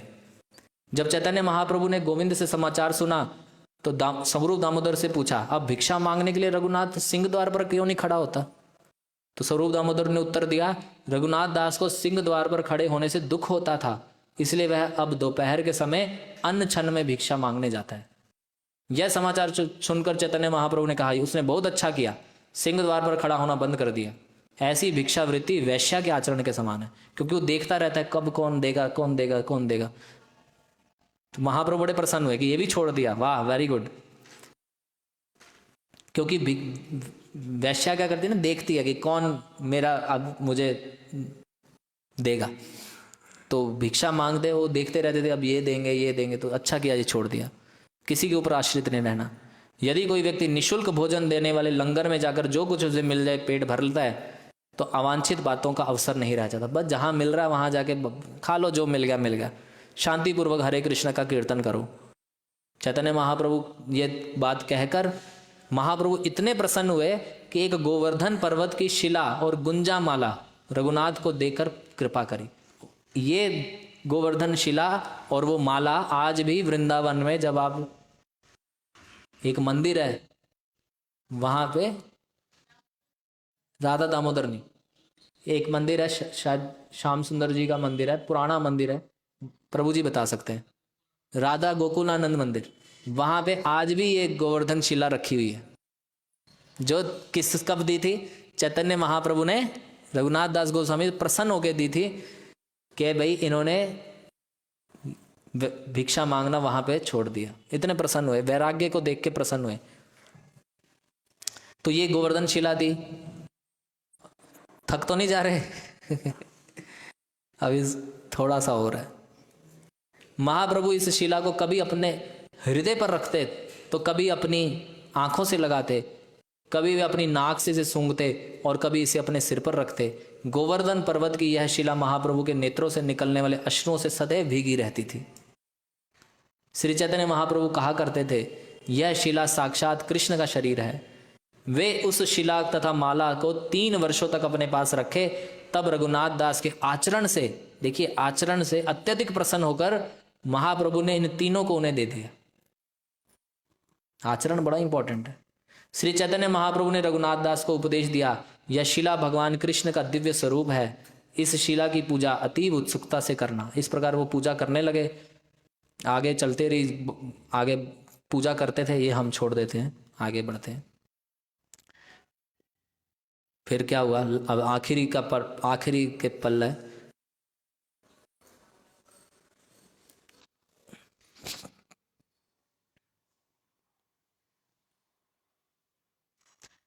जब रघुनाथ दास को श्री चैतन्य महाप्रभु से शिला तथा शंखों की माला प्राप्त हुई, तब वे महाप्रभु की आंतरिक इच्छा समझ गए। अतः उन्होंने इस प्रकार सोचा, श्री चैतन्य महाप्रभु ने यह गोवर्धन शिला देकर मुझे गोवर्धन पर्वत के निकट स्थान दिया है, और शंख की माला देकर उन्होंने मुझे श्रीमती राधा रानी के चरण कमलों की शरण दी है। रघुनाथ दास के आनंद की कोई सीमा न थी। वे सारी बाह्य वस्तुएं भूलकर सदैव चैतन्य महाप्रभु के चरण कमलों की सेवा करने लगे। भला रघुनाथ दास के असंख्य दिव्य गुणों की गणना कौन कर सकता है। उनके कठोर नियम पत्थर की लकीर के समान थे। ये नहीं कि 2 दिन चला फिर फेल हो गए, पत्थर की लकीर के समान थे। रघुनाथ दास 2400 घंटों में से 22 घंटे हरे कृष्ण मंत्र का जप करने तथा भगवान के चरण कमलों का स्मरण करने में बिताते। 1.5 घंटा से भी कम समय खाने में और सोने में बिताते, और किसी दिन तो यह भी संभव नहीं होता था कि सोते भी थे। 22 घंटे तो जप ही करते थे, समझ रहे हैं। उनके वैराग्य से संबंधित कथाएं अद्भुत हैं। उन्होंने जीवन भर अपनी जीभ की तृप्ति नहीं होने दी। देख लीजिए तो वहाँ रघुनाथ दास गोस्वामी, छठ गोस्वामी, इसीलिए छठ गोस्वामी की महिमा, जीभ की तृप्ति नहीं होने दी। उन्होंने पहनने के लिए एक छोटे से फटे वस्त्र तथा लपेटने के लिए गुदड़ी के अतिरिक्त किसी वस्तु को स्पर्श नहीं किया। इस तरह उन्होंने श्री चैतन्य महाप्रभु की आज्ञा का कठोरता से पालन किया। वे जो भी खाते शरीर तथा प्राण की रक्षा मात्र के लिए होता, और जब वे खाने बैठते तो अपनी भर्त्सना करते। खाने बैठने से पहले अपनी भर्त्सना करते। क्या बोलते, यदि किसी का हृदय पूर्ण ज्ञान से शुद्ध हो चुका है और उसने परम ब्रह्म कृष्ण को समझ लिया है, तो उसे हर वस्तु प्राप्त हो जाती है। भला ऐसे व्यक्ति को अपने भौतिक शरीर का अच्छी तरह पोषण करने का प्रयास करते हुए लंपट की तरह कार्य क्यों करना चाहिए। कोई कार्य करने की आवश्यकता नहीं। भगवान जगन्नाथ का प्रसाद दुकानदारों द्वारा बेचा जाता है। जो नहीं बिक पाता तो 3 दिन बाद सड़ जाता है। अभी हम खत्म ही करेंगे। होता क्या है, जगन्नाथपुरी में प्रसाद जब बच जाता है तो 2-3 दिन बाद सड़ने लगता है, तो उसको फेंक दिया जाता है, सड़ जाता है। वो सड़ा हुआ भोजन सिंह द्वार पर तैलंग गौओं के सामने फेंक दिया जाता है। उसकी सड़न की गंध के कारण गौएं तक भी उसे नहीं खाती। ऐसा हो जाता है जब बिकता नहीं।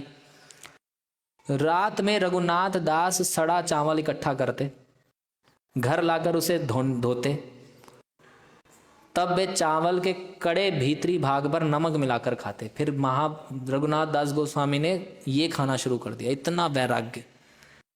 जो सड़ा हुआ मतलब सड़ जाता जो प्रसाद, उसको जिसको फेंक दिया जाता, जिसको गौएं भी ना खाती, रघुनाथ दास गोस्वामी उसे घर पे लाते, धोते और सड़ा गला कुछ हटा के जो बचा हुआ कुछ होता उसमें नमक मिला के खाते। एक दिन स्वरूप दामोदर ने सोचा, रघुनाथ दास का ये कार्य देख लिया कि अरे ये तो बाहर ऐसे खा रहे हैं, और वे हंसे और उस भोजन में से थोड़ा सा अंश भाग लेकर स्वयं भी उन्होंने खाया। यानी कि ये नहीं सोचा कि अरे ये क्या खा रहा है, हम तो ऐसा, थोड़ा सा उन्होंने लिया और खुद खाया। स्वरूप दामोदर ने कहा, तुम प्रतिदिन ऐसा अमृत खाते हो किंतु हमें कभी नहीं देते, तुम्हारा स्वभाव कैसा है। जब श्री चैतन्य महाप्रभु को इस बात का खबर मिली कि ऐसा कर रहे हैं, तो महाप्रभु भी अगले दिन गए और बोले, तुम कौन सी अच्छी वस्तुएं खा रहे हो, तुम मुझे कोई वस्तु क्यों नहीं देते। यह कहकर उन्होंने बलपूर्वक, वो रोक रहे हैं कि अरे सड़ा हुआ क्यों खा रहे, सड़ा हुआ, बलपूर्वक महाप्रभु ने उनके हाथ से वो ले लिया और उसे खाने लगे। जब श्री चैतन्य महाप्रभु द्वारा दूसरा ग्रास उठा रहे थे तो स्वरूप दामोदर ने उनका हाथ पकड़ लिया और बोले, यह आपके योग्य नहीं है, किंतु मैंने कभी ऐसा उत्तम प्रसाद नहीं खाया जैसा कि रघुनाथ खा रहा है। इस तरह श्री चैतन्य महाप्रभु ने जगन्नाथपुरी में अनेक लीलाएं की। वे रघुनाथ दास को संन्यास आश्रम के कठिन तपस्या करते देखकर बहुत तुष्ट थे, इसलिए तपस्या करनी चाहिए। रघुनाथ दास ने गौरांग सत्व कल्प वृक्ष नामक अपनी कविता में अपने उद्धार का वर्णन किया है। क्या वर्णन करते हैं कि यद्यपि मैं पतित अतित अध्यम किंतु श्री चैतन्य महाप्रभु ने अपनी कृपा से महान भौतिक ऐश्वर्य की प्रज्वलित दावाग्नि से मुझे उबार लिया। उन्होंने परम प्रसन्नता पूर्वक मुझे अपने निजी संगी स्वरूप दामोदर को सौंप दिया। महाप्रभु ने मुझे अपने वक्षस्थल पर पड़ी हुई गुंजामाला तथा गोवर्धन शिला दी। यद्यपि ये वस्तुएं उन्हें अतीव प्रिय थी, ऐसे श्री चैतन्य महाप्रभु मेरे हृदय के भीतर उदय होकर मुझे उन्मत्त बना देते हैं। इस तरह मैंने श्री चैतन्य, कृष्णदास कविराज गोस्वामी लिखते हैं, इस तरह मैंने श्री चैतन्य महाप्रभु की रघुनाथ दास से भेंट की वर्णन किया। जो कोई इस घटना के विषय में सुनता है वह श्री चैतन्य महाप्रभु के चरण कमलों को प्राप्त करता है।